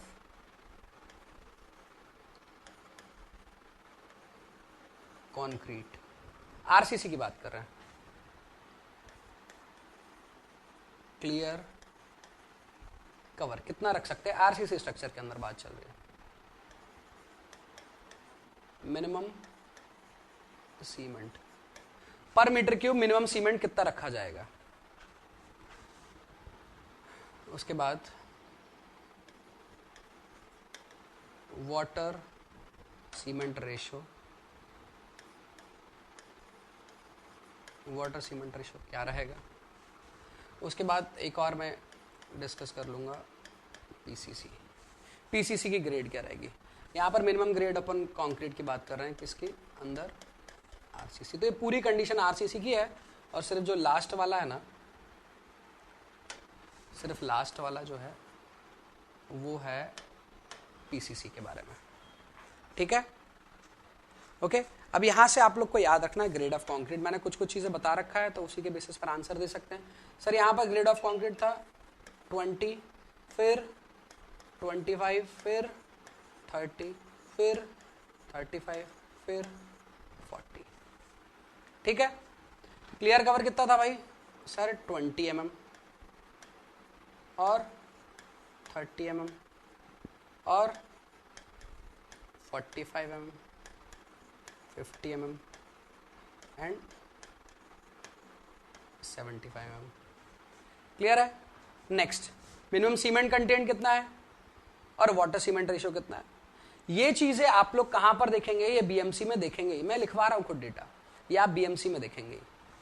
ये उतना आपको याद रखने की यहां से जरूरत नहीं क्योंकि बीएमसी में ही पढ़ोगे, लेकिन पीसीसी मैं खुद भी लिखवा रहा हूं, पीसीसी की ग्रेड सबसे पहले इंपॉर्टेंट है, उसको याद रखते हैं, है ना।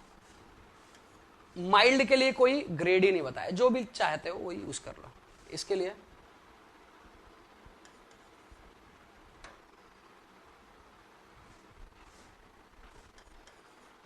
M15, M20, M20, M25, यहां पर भी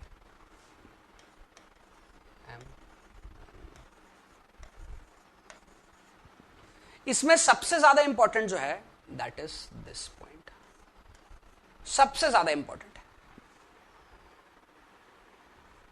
सबसे, इससे ज्यादा इंपॉर्टेंट कोई पॉइंट ही नहीं है, ध्यान रखें। क्यों? क्योंकि यहां पर ग्रेड ऑफ कंक्रीट पीसीसी का और यहां पर ग्रेड ऑफ कंक्रीट आरसीसी का दोनों अलग अलग है, और ये कोस्टल एनवायरनमेंट के रिस्पेक्टिव पूछता है कि कोस्टल एनवायरनमेंट में यदि पीसीसी बनाते हैं तो ग्रेड ऑफ कंक्रीट क्या रहेगा, और कोस्टल एनवायरनमेंट में आरसीसी बनाते हैं तो उसका ग्रेड ऑफ कंक्रीट क्या रहेगा, वो पूछा जाता है यहां से, तो वो आपको याद रखना पड़ेगा। क्लियर है बात।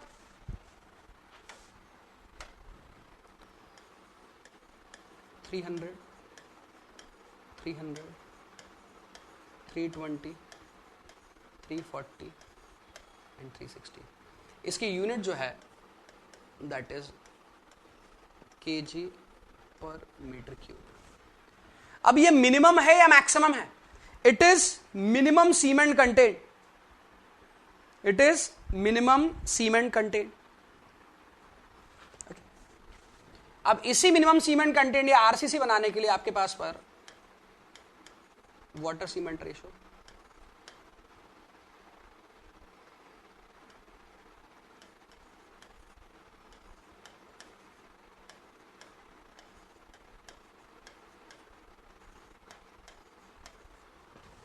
This could be the water cement ratio. Last वाला कॉलम खाली रहने दीजिए, वहां पर कोई डेटा नहीं है।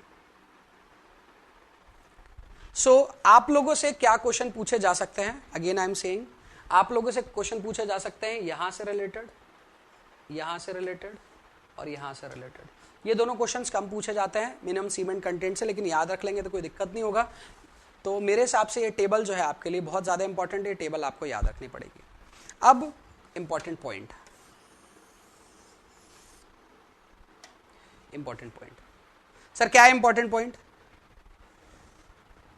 इंपॉर्टेंट पॉइंट है भाई, हाँ नोट पॉइंट ऑफ व्यू से बता रहा हूं,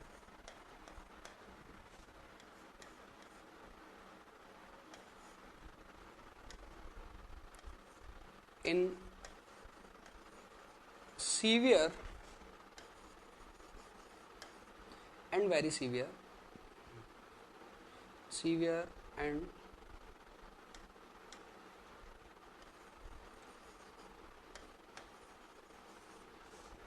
very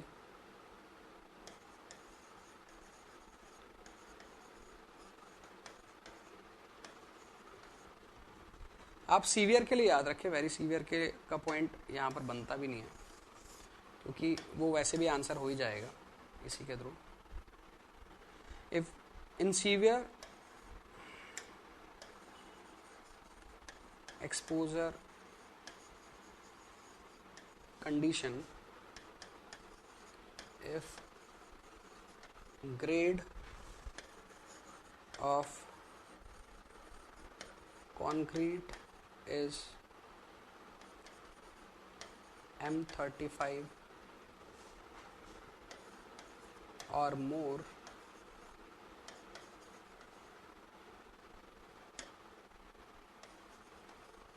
then cover may be reduced by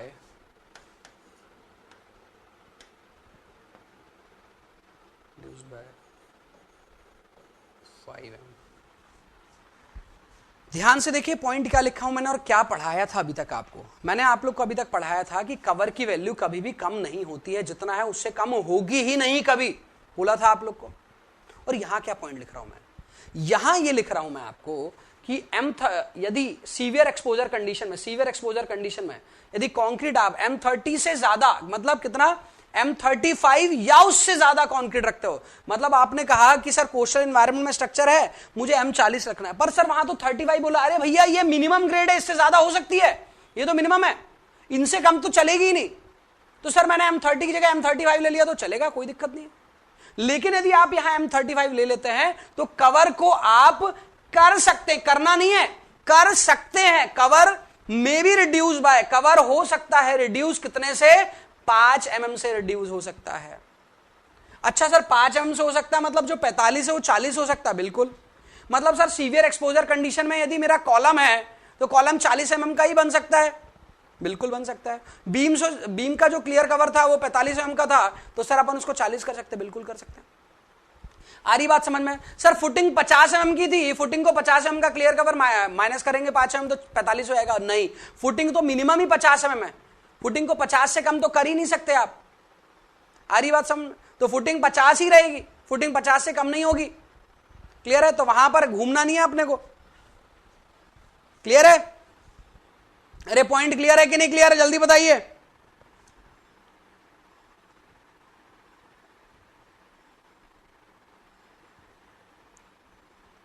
जल्दी बताइए, क्लियर है.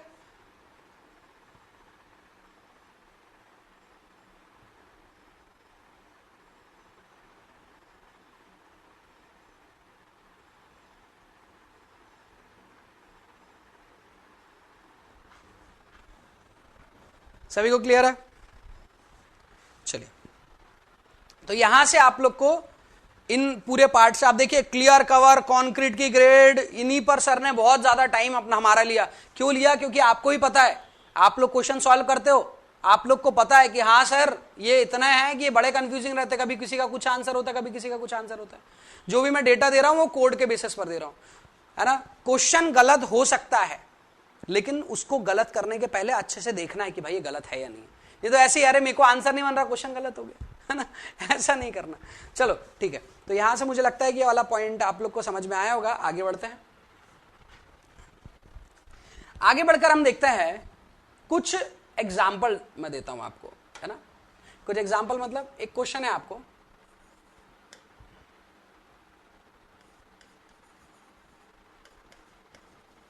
क्लियर कवर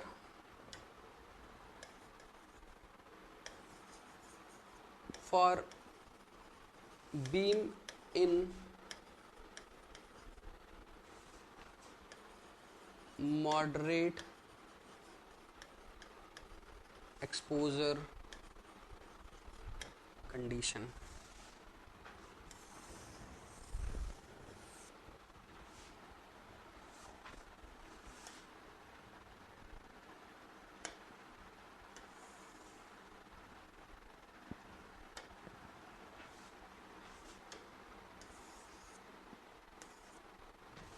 एक ये है,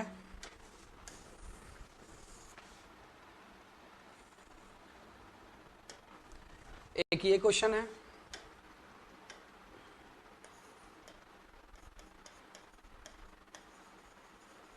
in severe एक्सपोजर या फिर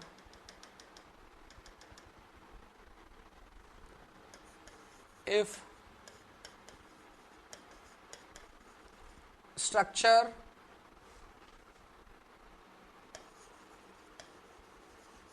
foundation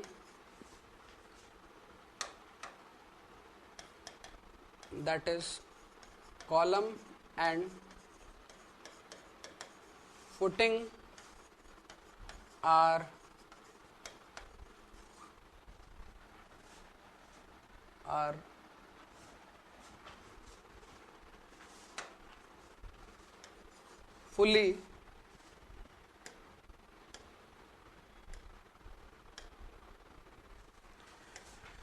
fully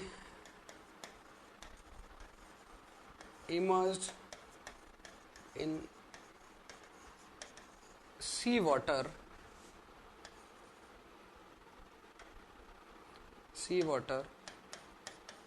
with M35 grade of concrete, cover could be, option दे देता हूं मैं यहां पर, कवर कुड बी रिस्पेक्टिवली, मतलब कॉलम और फुटिंग का ऑप्शन है 25 mm, 40 mm, 40 mm, 45 mm,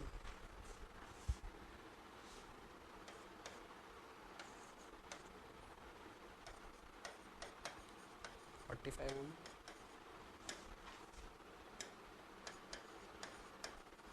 50 mm, 40 mm, 50 mm। चलिए, ये है आपके पास पर 3 क्वेश्चन, है ना। ये तीनों क्वेश्चन मैंने इसलिए दिए क्योंकि अभी के जो डेटा है उन्हीं के बेसिस पर आपको आंसर करना है यहां पर, ठीक है। Clear cover for beam in moderate exposure condition, क्या होगा भाई? मॉडरेट एक्सपोजर कंडीशन के लिए क्लियर कवर क्या होगा? अभी हमने पढ़ा है क्या? अभी हमने यहां से देखकर पढ़ा है क्या? क्या बोल रहा है यहां पर moderate exposure condition 30 mm। Sir हाँ, आंसर 30 हो जाएगा। नहीं, बीम लिखा है क्या यहां कहीं? यहां कहीं बीम लिखा है क्या? बीम लिखा है क्या? नहीं लिखा है। सर ये बीम कॉलम फुटिंग का जब भी नाम होगा तो यहां से कवर लिया ही नहीं जाएगा, कल आपने बताया था। बिल्कुल सही। तो फिर कहां से लिया जाएगा? फिर कहां से लिया जाएगा भाई? सर वो जो कल आपने टेबल लिखवाई थी, ये यहां से, इसमें लिखा है बीम के लिए, इसमें लिखा है बीम के लिए mild and moderate exposure condition के लिए कितना है भाई? कितना है? 25 mm है 25 mm। तो यहां से आंसर क्या हो जाएगा? यहां से आंसर क्या हो जाएगा इस क्वेश्चन का? इस क्वेश्चन का आंसर हो जाएगा यहां से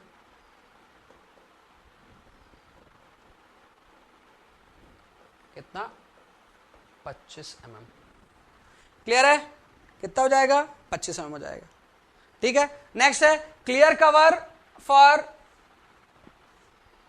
हाँ, clear cover in moderate exposure, clear cover in moderate exposure condition. Moderate exposure condition के लिए कोई कॉलम बीम स्लैब कुछ लिखा है क्या? उसके अंदर कॉलम बीम स्लैब कुछ लिखा है क्या? नहीं लिखा, नहीं लिखा सर। तो यहां से मॉडरेट एक्सपोजर कंडीशन का 30 mm लेकर हम लोग यहां पर आंसर कर देंगे, तो आंसर हो जाएगा 30 mm। ठीक है, किसी को डाउट है? ठीक है भाई, किसी को डाउट है? क्लियर है सभी को? ठीक। नेक्स्ट, if structure foundation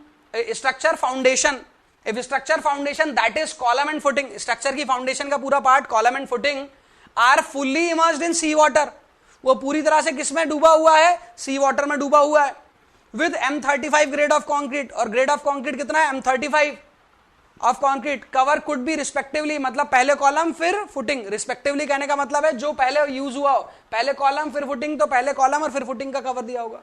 तो कंडीशन देखते हैं यहां पर क्या क्या दिया है। Fully immersed in sea water, immersed in, fully immersed in sea water. देखो भाई, क्या लिखा है यहां पर, ये देखिए पिंक कलर से क्या लिखा, fully immersed in sea water. किसके अंदर आ रहा है, किसके अंदर आ रहा है, सीवियर के अंदर आ रहा है भाई, सीवियर के अंदर।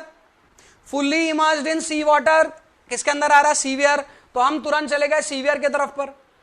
अब उसने कहा कॉलम और फुटिंग, कॉलम और फुटिंग, अरे सर कॉलम फुटिंग की बात चल रही है यहां पर, एक काम करते हैं यहां चले जाते हैं। पर मैंने आपको बोला था कि कॉलम फुटिंग के अंदर पर सीवियर के बाद से कंडीशन सेम ही हो जाती है, लेकिन फिर भी यहां आते हैं, यहां आते हैं और सीवियर के अंदर पर देखते हैं 45 और 50 और वो ऑप्शन लेकर आगे बढ़ जाते हैं, है ना, वो ऑप्शन लेकर हम आगे बढ़ जाते हैं।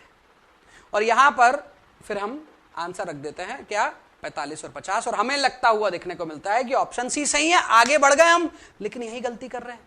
यहां क्या गलती कर रहे हैं कि उन्हें ग्रेड ऑफ कंक्रीट भी दे रखा है, कितना है, M35। ग्रेड ऑफ कंक्रीट भी कितना दे रखा है, M35। अपन ने आंसर करेक्ट कर चुके थे, ये दोनों का तो पता था कि सर 25 mm कॉलम का होता है लेकिन 40 mm फुटिंग का नहीं होता, तो ये तो गलत हो गया। सर 45 mm फुटिंग का नहीं होता, तो ये भी गलत हो गया। इन दो ऑप्शन को तो वैसे ही इनकरेक्ट कर दिया अपन ने, ऑप्शन एलिमिनेशन से, है ना, ऑप्शन एलिमिनेशन से अपन ने इन दोनों को वैसे गलत किया कि सर फुटिंग तो 45 होती नहीं, फुटिंग का मिनिमम 50 mm होता है, और यहां दोनों केस उसी वजह से कैंसिल आउट हो जा रहे हैं। अब इन दोनों में अपन ने पता किया तो ये वाला पॉइंट तो सही होता हुआ मिल रहा है, क्योंकि हमने इसे पढ़ा ही है।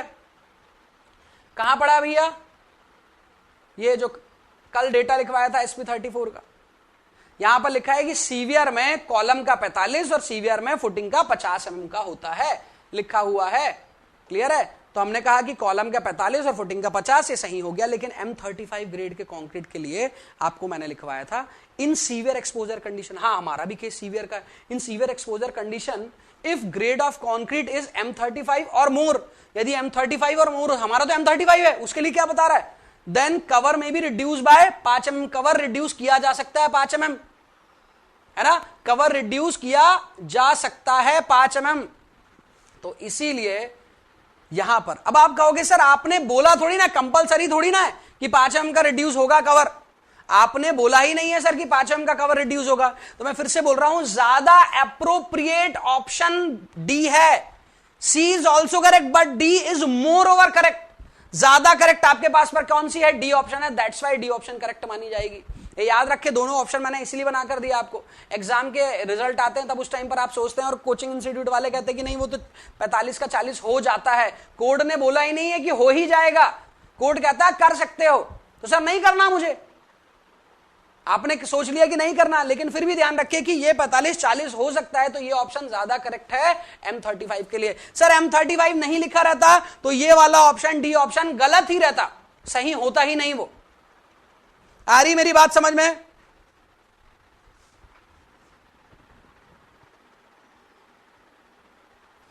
हाँ ठीक है।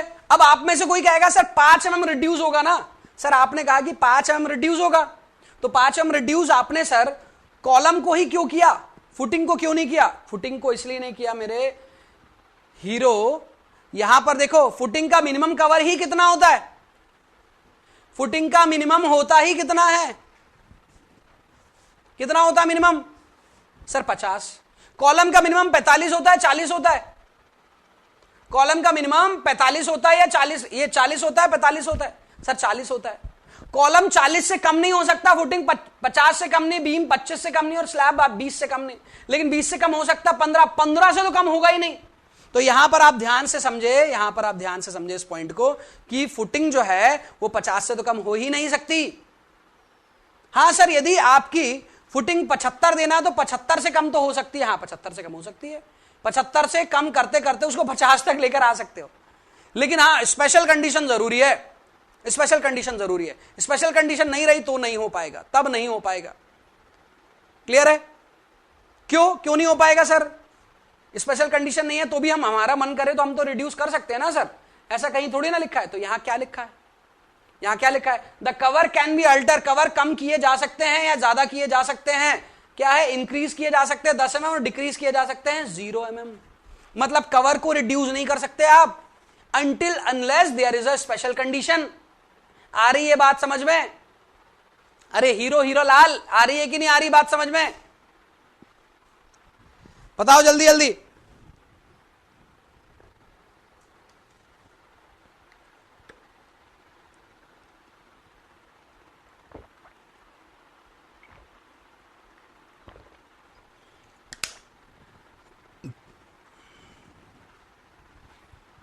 ठीक है, चलिए। तो मुझे लगता है कि मैंने एक डाउट क्रिएट किया आपके माइंड में एक क्वेश्चन से, और उस डाउट को सॉल्व भी करने की कोशिश की अपन ने।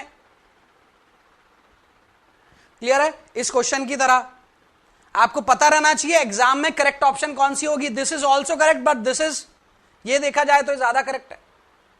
तो मल्टीपल चॉइस क्वेश्चन वाले जो मल्टीपल चॉइस वाले जो क्वेश्चंस होते हैं,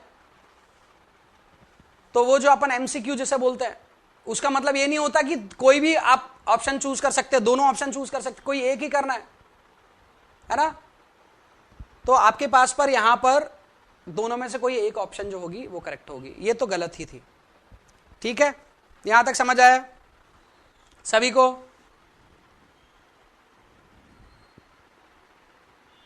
ये याद कैसे होगी? देखो क्या है, लाइफ में अपन ने बहुत सारी चीजें ऐसी याद रखी है। नंबर याद रखे हैं लोगों के, गाड़ी के नंबर याद रखे हैं लोगों के, है ना। चलती गाड़ी का नंबर याद रख लिया है ना। किसी ने नंबर दिया अपने को, हाथ में लिख कर दिया, अपन ने तुरंत हाथ में लिखा, हाथ से मिट गया तो अपन याद रख लिए, फिर भूले ही नहीं उस नंबर को। और जब ट्रू कॉलर पे जाकर देखा अपन ने तो कंपनी का नंबर बता रहा है ना। वैसा भी काम किया होगा। तो जब वो सब चीजें याद रख सकते हो, ये भी याद रह जाएगा। याद रखने के लिए सबसे सिंपल सी चीज है, प्रैक्टिस करो। इसी चीज को याद रखने का प्रैक्टिस करो, खुद से डिस्कस करो, अपने फ्रेंड से पूछो, वो तुमसे पूछे कि चल तू एक काम कर, तू मुझे ये वाला कवर तो बता, पीसीसी में ग्रेड ऑफ कंक्रीट क्या होगा, एक काम बता मुझे पीसीसी का क्लियर कवर क्या होगा, पीसीसी में क्लियर कवर कितना होगा। तो उसको समझाना, हीरो पीसीसी में कोई क्लियर कवर नहीं होता, पीसीसी है वो प्लेन सीमेंट कंक्रीट, उसमें स्टील बार तो है नहीं। जब स्टील बार है ही नहीं तो लगाओगे क्या?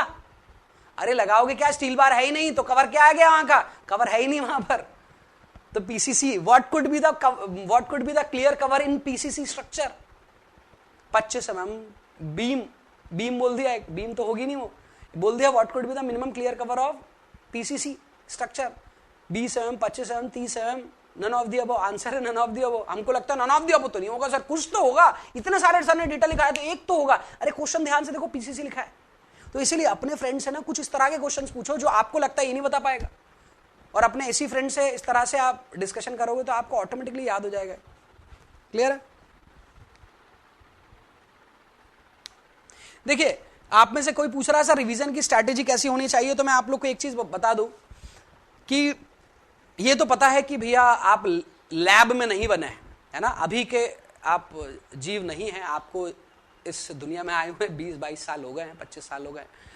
तो आप लोगों को ना प्रोग्राम नहीं किया गया है एक ही तरह से, आप एक ही तरह के प्रोडक्ट नहीं हो, आप सभी लोग अलग अलग तरह के प्रोडक्ट हो, सभी की सोच अलग है, सभी का फ्यूचर का डेस्टिनेशन भी अलग है। आज सोच जरूर एक है कि एसएससी जेईई एग्जाम निकालनी है, लेकिन फ्यूचर का डेस्टिनेशन ये नहीं है। हो सकता है कुछ चीफ एग्जीक्यूटिव इंजीनियर बन जाए, हो सकता है कुछ 2 साल के बाद ही इतना ज्यादा घूस खा ले कि वो जेल चले जाए, है ना। हो सकता है कुछ सिविल इंजीनियर यहां करने के बाद हो सकता है एएस निकाल ले आप में से कोई, कुछ भी हो सकता है। सो आपकी सोच जो है वो सबकी अलग अलग है, तो सबका पढ़ने का तरीका जो होगा वो वही होना चाहिए जो आपको सूट करे। ये नहीं कि मैंने एक आपको गोली दे दिया रामदेव बाबा टाइप की, भाई ये वाली ले लो तो कोई भी बीमारी हो पूरा फायदा होगा इसमें, है ना, और फिर एक आंख बंद कर बोल रहा हो करने से होगा, और लास्ट में बोलूं मैंने तो आंख मारा था, है ना। वैसा भी कंसेप्ट नहीं है, सबका तरीका अलग अलग होगा। आई एम नॉट सेइंग कि टॉपर का तरीका अपनाओ, क्योंकि टॉपर का तरीके से टॉपर आ चुका है, वो टॉपर एक ही है ना यार, लेकिन उसके बाद भी तो लोगों का सिलेक्शन हुआ। मेरा तरीका जो रहता है वो रहता है रिपीटेटिव पढ़ना, क्योंकि कंपटीशन एग्जाम में आपको ये जरूरी नहीं है कि आपका नॉलेज कितना है, फिलहाल में ये ज्यादा जरूरी है कि आपका एप्टीट्यूड कितना अच्छा है और आपने रटी कितनी सारी चीजें, यही आपका फिलहाल में सोच पूछी जा रही है। आप एएस का इंटरव्यू देने जाओगे तो सोच भी देखी जाएगी, पर इंटरव्यू तो है नहीं यहां पर। तो इसलिए आपको क्या करना है, मेरे अकॉर्डिंग आपको रिपीटेटिव पढ़ना है।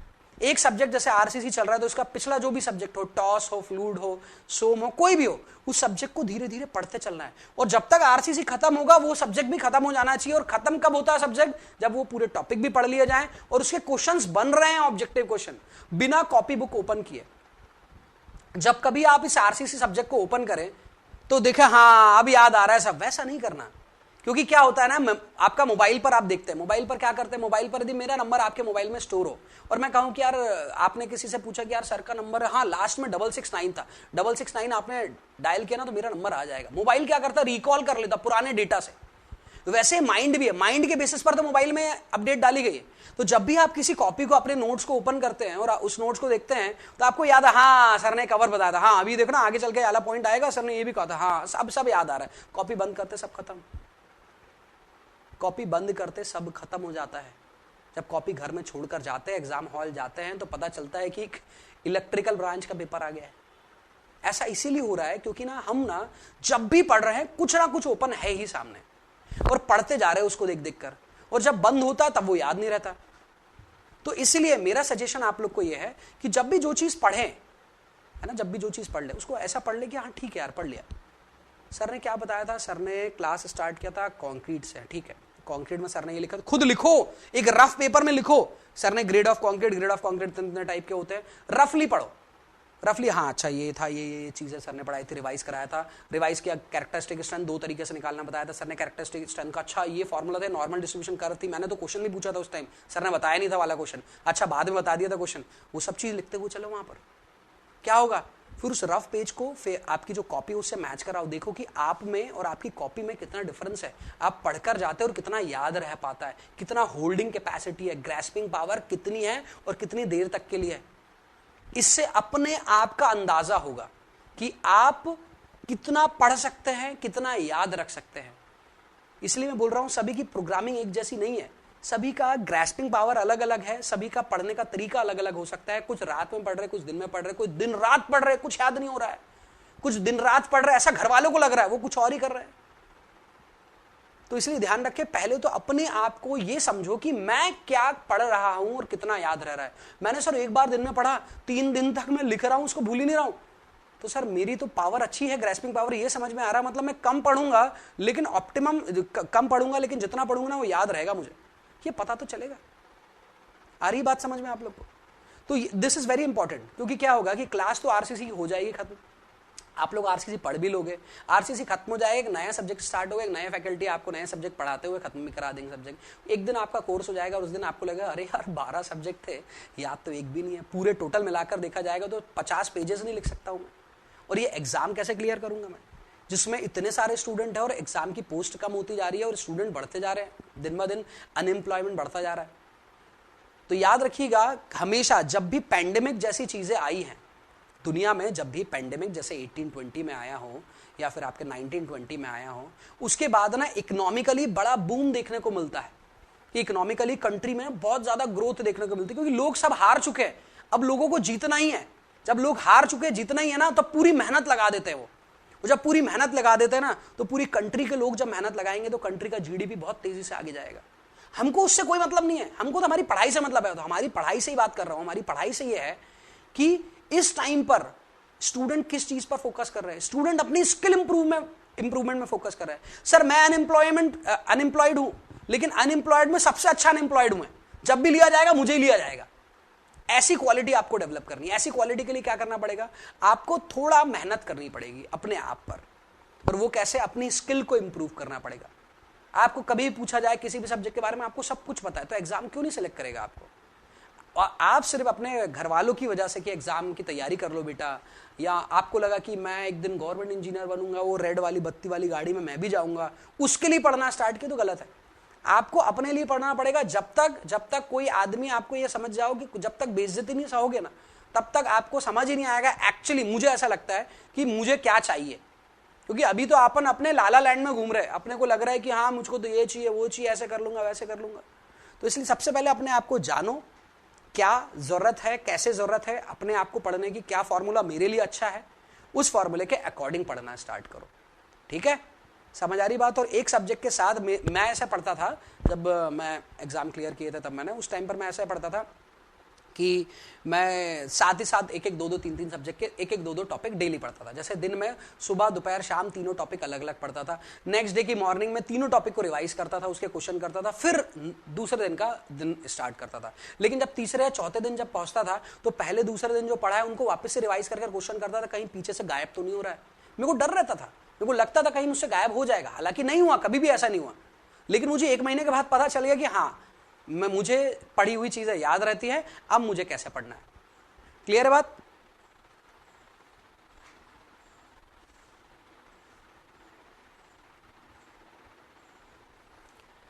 चलिए अब हम बढ़ते हैं आगे, अब हम आगे बढ़ते हैं यहां से।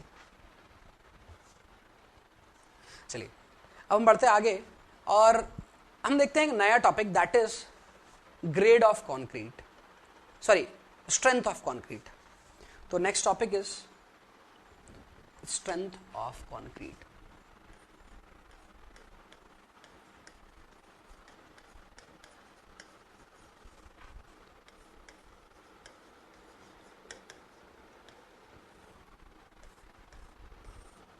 Strength of concrete. अब कॉन्क्रीट की स्ट्रेंथ को कैसे निकाला जाता है?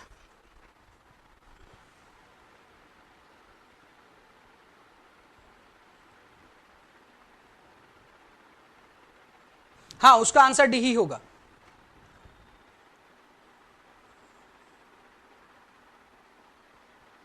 मिस्टर संदेव, अपना कंक्रीट आरसीसी अभी अपन 2-2 घंटे चल रहे हैं, फिर अपन 3-3 घंटे चलेंगे तो थोड़ा जल्दी हो जाएगा। तो टाइम का जिस दिन से 3 दिन होगा ना, उस दिन मुझसे पूछना तो मैं बता दूंगा, ठीक है?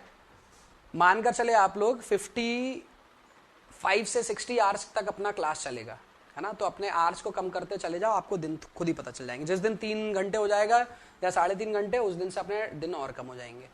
स्ट्रेंथ ऑफ कॉन्क्रीट के बारे में बात करते हैं। अलग अलग तरह की स्ट्रेंथ निकाली जाती है। स्ट्रेंथ ऑफ कॉन्क्रीट कौन कौन सी पढ़ी थी हमने पढ़ रखा है सर, कंप्रेसिव स्ट्रेंथ। हमने कौन सी स्ट्रेंथ को पढ़ रखा है? Compressive strength. नेक्स्ट है फ्लेक्सुरल स्ट्रेंथ। नेक्स्ट है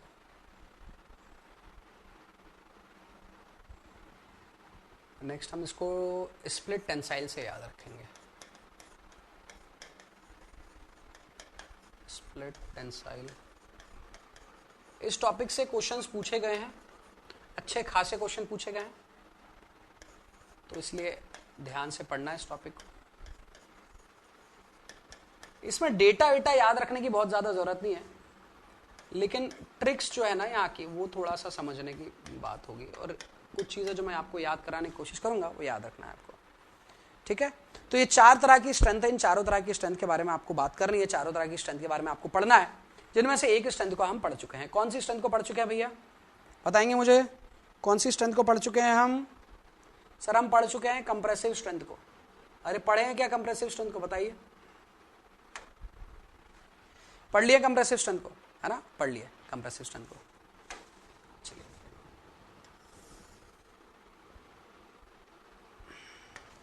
तो यहां पर हम देखते हैं कंप्रेसिव स्ट्रेंथ के बाद की बाकी की स्ट्रेंथ क्या। चलिए मैं कंप्रेसिव स्ट्रेंथ से स्टार्ट कर लेता हूं।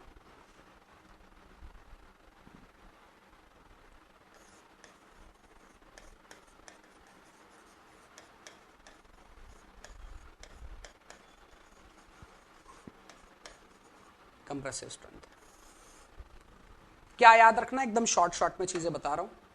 शॉर्ट में इन द सेंस जितना याद रखना उतना ही बता रहा हूं, अननेसेसरी टाइम नहीं वेस्ट करना इसके अंदर पर। चलिए कंप्रेसिव स्ट्रेंथ के अंदर पर बात करते हैं। तो सबसे पहले क्या चाहिए हमें? सबसे पहले चाहिए हमें स्पेसिमेन। स्पेसिमेन चाहिए, सैंपल चाहिए? बताइए। हाँ जी, स्पेसिमेन चाहिए, सैंपल चाहिए? मैं कट कर दूंगा भैया, सैंपल भी लिख सकता हूं। एस तो लिखा ही है, एम्पल लगाना है उसके आगे। हाँ जी, स्पेसिमेन बोलूंगा ये सैंपल बोलूंगा, क्या बोलूंगा जल्दी बताओ? स्पेसिमेन ही बोलूंगा ना? हाँ सर, फिजिकल तो यही होता है, sample is the combination of specimen. 3 specimen का कॉम्बिनेशन कहलाता है सैंपल। तो सर सैंपल नहीं बोल सकते आप, क्लियर है? स्पेसिमेन। अब स्पेसिमेन है आपके पास पर क्या 150 इंटू 150 इंटू 150 mm का क्यूब। एग्रीगेट का साइज कितना होगा मैक्सिमम? 25 mm sir. चलिए मशीन कौन सी यूज करने वाले हैं हम? सर कोई भी यूज कर सकते हैं। कोई बोल रहा है सर मैंने यूटीएम यूज किया था कॉलेज में, सोम लैब में जाकर। कोई बोल रहा है सर मटेरियल टेस्टिंग लैब में जाकर मैंने सीटीएम यूज किया था। दोनों का आंसर सही है, ठीक है? रिजल्ट क्या आता है यहां से? सर एक क्यूब नहीं टेस्ट करते हम, नंबर ऑफ क्यूब टेस्ट करते हैं। नंबर ऑफ क्यूब्स को टेस्ट करने के बाद फिर क्या करते हैं हम? उसका एक रिजल्टेंट स्ट्रेंथ बनाते हैं। रिजल्टेंट स्ट्रेंथ को क्या बोलते हैं? जिस स्ट्रेंथ को यूज करते हुए डिजाइन करते हैं, क्या बोलते हैं उसे? कंप्रेसिव या कैरेक्टरिस्टिक? बताइए कौन सी बोलते हैं उसे? कंप्रेसिव या कैरेक्टरिस्टिक? जल्दी जल्दी बताइए कौन सी बोलते हैं उसे? कंप्रेसिव या कैरेक्टरिस्टिक? बिल्कुल सही, कैरेक्टरिस्टिक स्ट्रेंथ बोलते हैं सर। सबको याद है? जिसको याद नहीं है घर वालों को बोलो कि चाय बनाकर पिलाए एक, क्योंकि पुराना डेटा लैप्स होता जा रहा है ना। तो यहां से क्या मिलता है? कैरेक्टरिस्टिक कंप्रेसिव स्ट्रेंथ, इसे डिनोट के सिंबल से करते हैं अपन FCK, है ना। चलिए, तो ये हमने पढ़ रखा था। ओके, नाउ कंप्रेसिव स्ट्रेंथ के बाद हम बात करते हैं दूसरी स्ट्रेंथ के बारे में, that is flexural strength.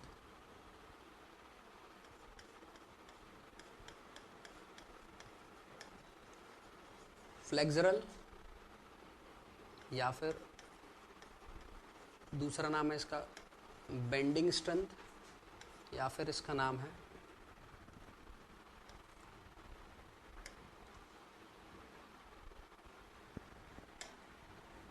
Bending, या फिर इसका नाम है tensile strength. Again I am saying, test कैसे परफॉर्म हो रहा है ये जानना हमारी जरूरत नहीं है। ये बीएमसी में सर ने बता दिया तो बहुत अच्छा, नहीं बताया तो कोई दिक्कत नहीं, कहीं कहीं काम नहीं आएगा। नहीं सर मुझे तो जानना है, इसको टेस्ट को जानकर ही रहूंगा मैं, तो कोई मतलब नहीं, कोई फायदा नहीं है। तो पहले टेस्ट के डेटा याद रख लो, उसके बाद होगा तो मैं खुद ही बता दूंगा। चलिए, फ्लेक्सुरल स्ट्रेंथ, फ्लेक्सुरल स्ट्रेंथ को पता करने के लिए स्पेसिमेन,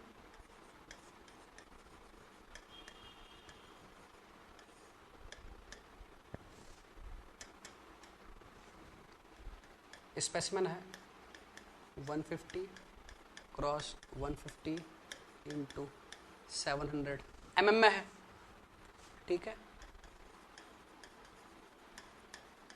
मशीन CTM या फिर UTM कोई भी यूज कर सकते हैं।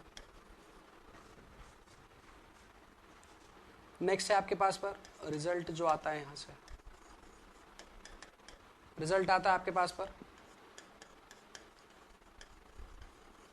फ्लेक्सुरल स्ट्रेंथ या फिर टेंसाइल स्ट्रेंथ भी बोलते हैं हम इसे। टेस्ट का नाम लिख देता हूं मैं यहां पर, चलिए इसके बाद लिख दूंगा फ्लेक्सुरल स्ट्रेंथ, या फिर जनरली इसे टेंसाइल स्ट्रेंथ ऑफ बीम के नाम से भी जाना जाता है। स्ट्रेंथ को डिनोट करने का सिंबल क्या होता है हमारे पास पर? बताया था मैंने क्या होता है?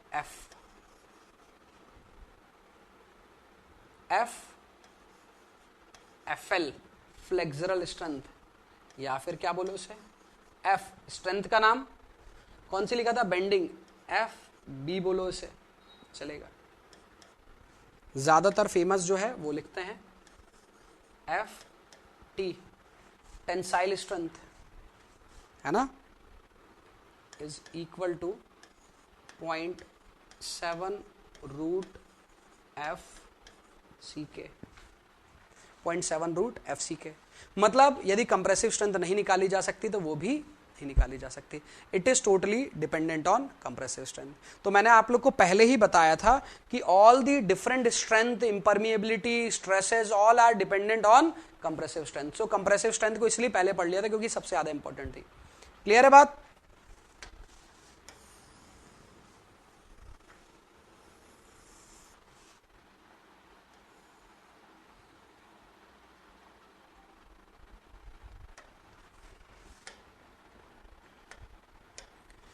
टेस्ट का नेम लिख देता हूं। टेस्ट का नेम जो है that is 2 point and 3 point test.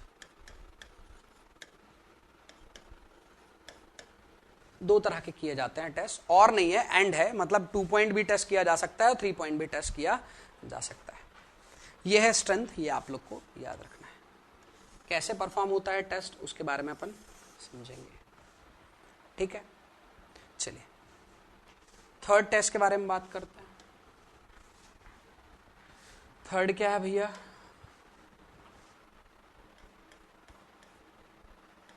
Third है आपके पास पर split tensile test. Split tensile test में क्या है आपके पास पर?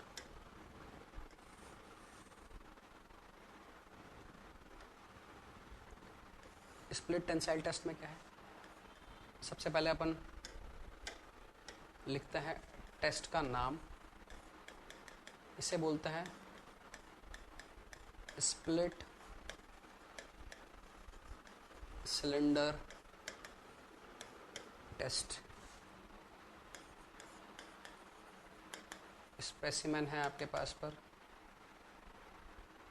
सिलेंडर है तो लेंथ है इसकी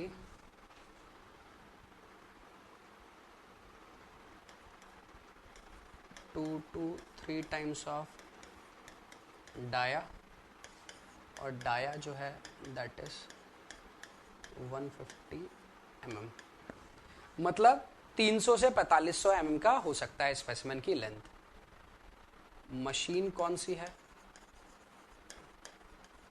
इसमें बायएक्सियल कंप्रेशन होता है, दैट्स वाई मशीन सिर्फ यूटीएम ही इस्तेमाल हो सकती है, क्योंकि सीटीएम सिर्फ यूनिएक्सियल कंप्रेशन लगाती है और ये बायएक्सियल लगाती है, बायएक्सियल भी लगा सकती है। मशीन के अलावा हम बात करते हैं रिजल्ट। रिजल्ट क्या मिलता है यहां से? रिजल्ट मिलता है आपको स्प्लिट टेंसाइल स्ट्रेंथ। इसका नाम भी आप टेस्ट की जगह स्ट्रेंथ ही रखें।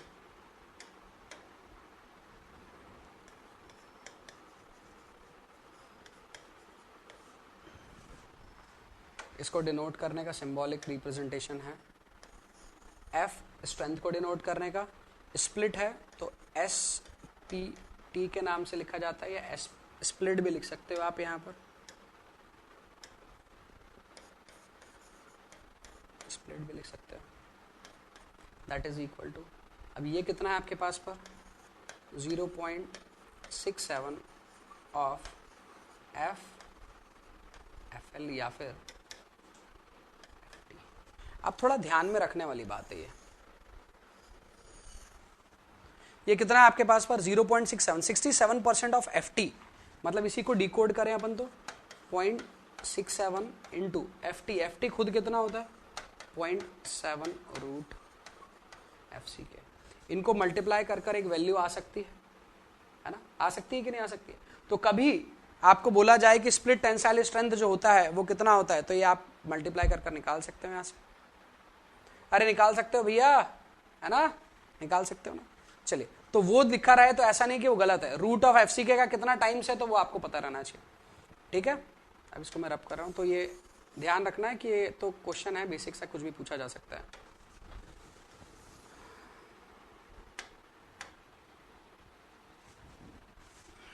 नेक्स्ट टेस्ट कौन सा है? स्प्लिट हो गया, अब होता है direct tension, direct tensile strength. मैं फिर से बोल रहा हूं, टेस्ट कैसे परफॉर्म हो रहा है उससे फिलहाल कोई मतलब नहीं है अभी, मतलब हमें सिर्फ उससे है कि उनके रिजल्ट क्या आ रहे हैं, डेटा क्या आ रहे हैं, उनका कंपैरिजन थोड़ा सा याद रखना है। क्योंकि चलिए, टेस्ट का नाम है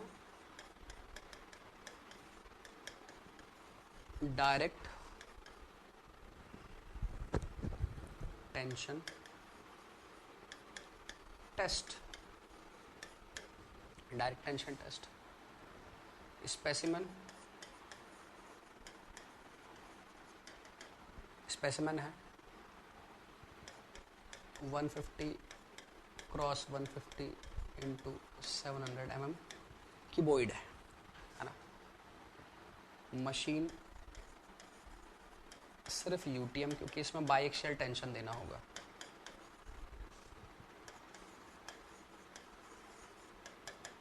रिजल्ट, इसका रिजल्ट है आपके पास पर, कौन सी स्ट्रेंथ आती है? डायरेक्ट टेंसाइल,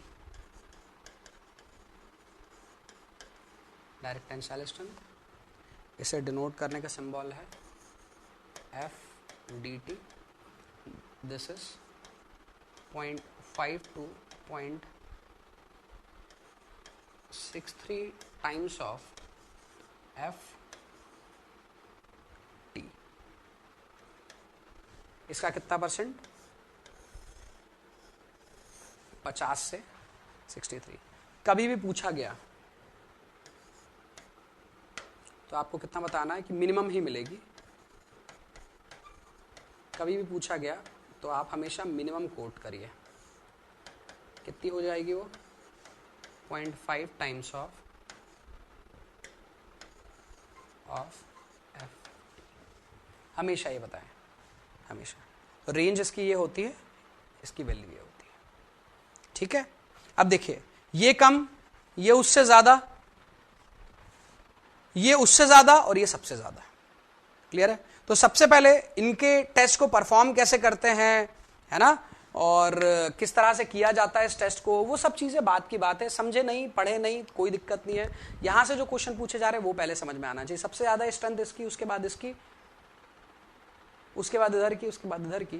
तो अपन लिख सकते हैं, क्या लिख सकते हैं?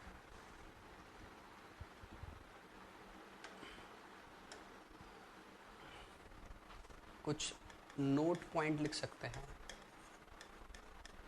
क्या लिख सकते हैं sir note point?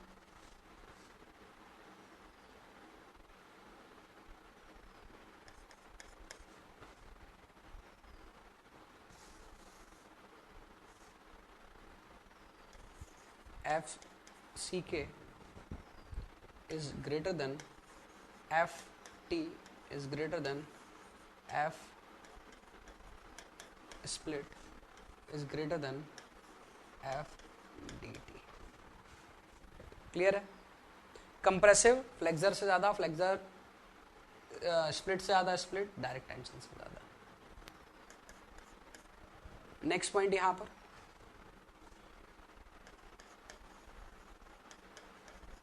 Tensile strength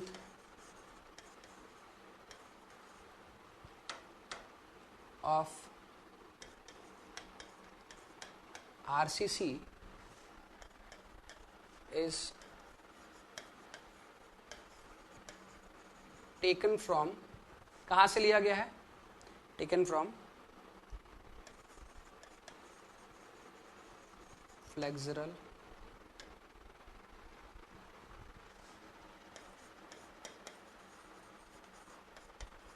strength test। Flexural strength test से आरसीसी में फ्लेक्सुरल स्ट्रेंथ टेस्ट से लिया गया है क्या? टेंसाइल स्ट्रेंथ लिया गया है।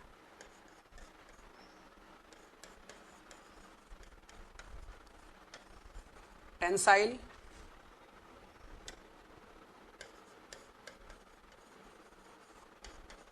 Strength of PCC could be considered from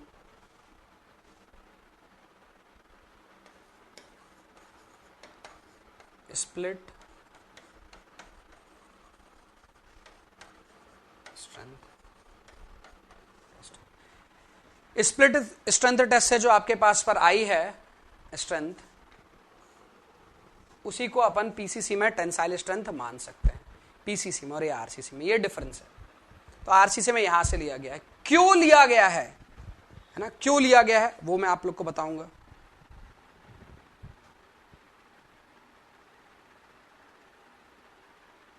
क्या बोल रहे हो भाई?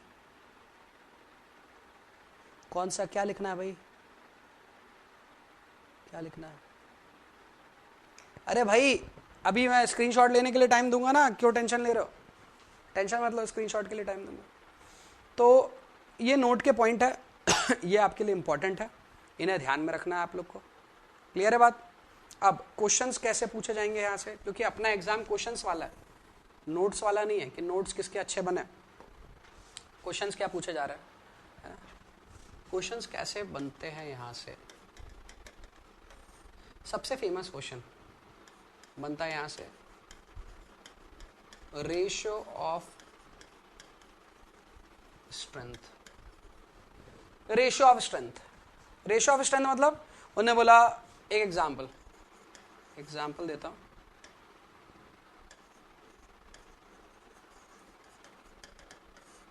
एग्जाम्पल दिया, उसने पूछा कि कंप्रेसिव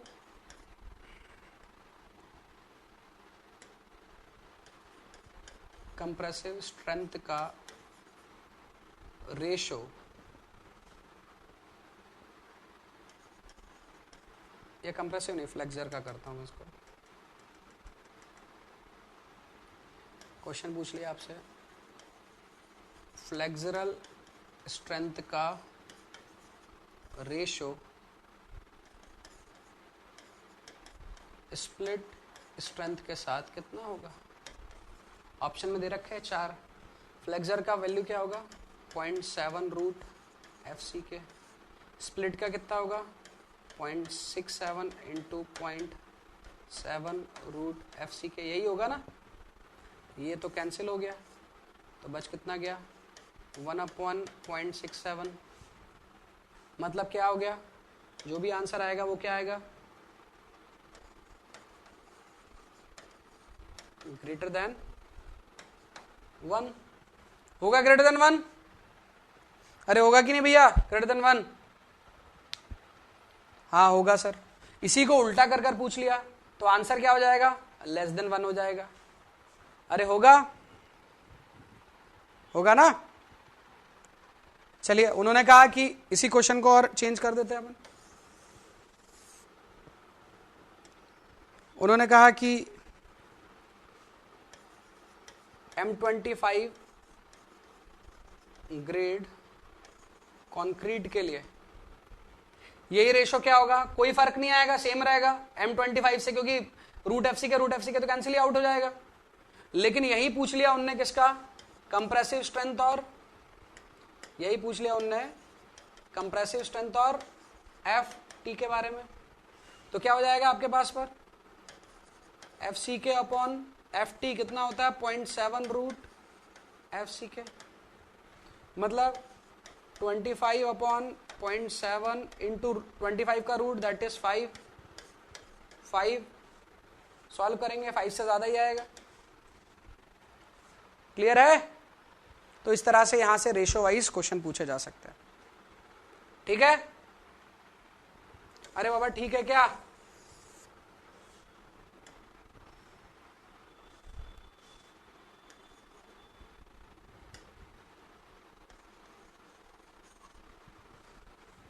है ना। चलिए, इसके अलावा क्वेश्चन जो पूछा जा सकता है यहां से वो है आपके पास पर डायरेक्ट स्ट्रेंथ ही पूछ ले, डायरेक्ट स्ट्रेंथ पूछ लिया वो तो याद रहेगा, है ना। एक और टर्म पूछी जा सकती है यहां से, रेशो पूछ लिया, डायरेक्ट स्ट्रेंथ, और फिर है आपके पास पर डेटा बेस्ड। इनमें से कोई भी डेटा पूछा जा सकता है, कौन सा टेस्ट है, कैसे, क्या नाम है उस टेस्ट का, वो पूछा जा सकता है। कैसे करते हो तो कभी पूछा नहीं जा सकता, ये प्रोसीजर कभी कोई काम का नहीं रहता। तो यहां से इस तरह के ऐसे क्वेश्चंस पूछे जा सकते हैं। ठीक है, तो आप लोग को ये जब भी पढ़ना है ना तो उसको रटना नहीं है, इसको इनसे और इनसे कोई मतलब नहीं है इतना पूरा पढ़कर। अपने को इन 3 तरह के टॉपिक से मेनली क्वेश्चंस पूछे जाते हैं। क्या मैंने वो पूरे पॉइंट जहां से क्वेश्चंस बन सकते हो कवर कर लिए तो टॉपिक कवर है, कवर नहीं किया तो टॉपिक 4 बार पढ़ लो, रट लो, कोई मतलब नहीं है। टॉपिक पूरे नोट्स याद रहे जिस स्टूडेंट को, और जिस स्टूडेंट को याद नहीं है लेकिन क्वेश्चन पूरे बनते, तो जिसको क्वेश्चन पूरे बनते उसी का सिलेक्शन होने वाला है। तो याद रहे ना रहे कोई मायने नहीं रखता, आपको क्वेश्चंस बन रहे हैं वो मायने रखता है। तो इसलिए जब भी पढ़े तो थोड़ा कौतूहल की दृष्टि से पढ़े, थोड़ा सा ना आप इस तरह से पढ़े कि यहां से क्वेश्चन बनेगा कैसे यार, कैसा क्वेश्चन बन सकता है ना, उस तरह से। ठीक है, तो मुझे लगता है कि आज का पार्ट आपको समझ में आया होगा। स्क्रीनशॉट ले लेते हैं अपन चलकर अभी। चलिए, तो कल के पार्ट से अपन आगे बढ़े थे, तो चलिए स्क्रीनशॉट लेना स्टार्ट करिए। Slide 1,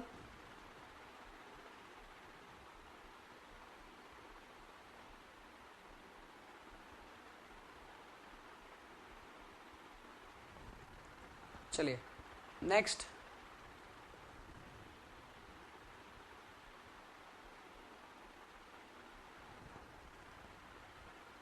next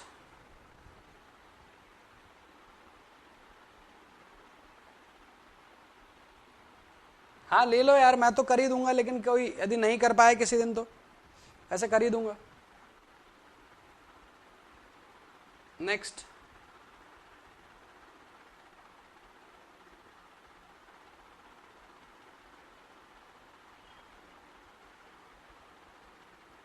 next,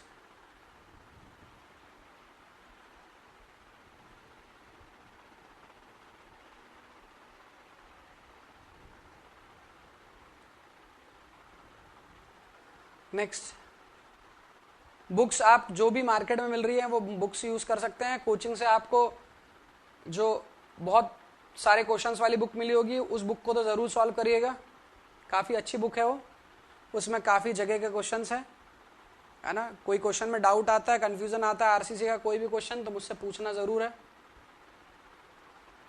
previous year के क्वेश्चन लगाते रहिए साथ में।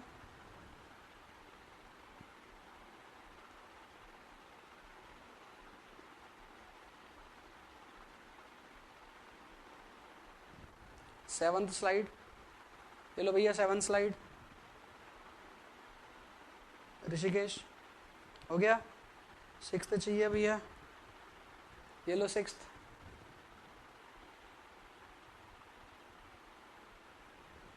ठीक है, ओके। चलिए, सो आज का क्लास अपन करते हैं यहीं पर खत्म, और कल मिलेंगे, और कल हम और भी कुछ टॉपिक को पढ़ेंगे यहाँ से। ठीक है, चलिए तो मिलते हैं कल, और कल पढ़ते हैं यहाँ से स्ट्रेस स्ट्रेन रिलेशनशिप और influence of shape and size column के अंदर पर, ये सब टॉपिक पढ़ेंगे। ओके, चलिए तब तक के लिए सेफ रहिए और खुश रहिए।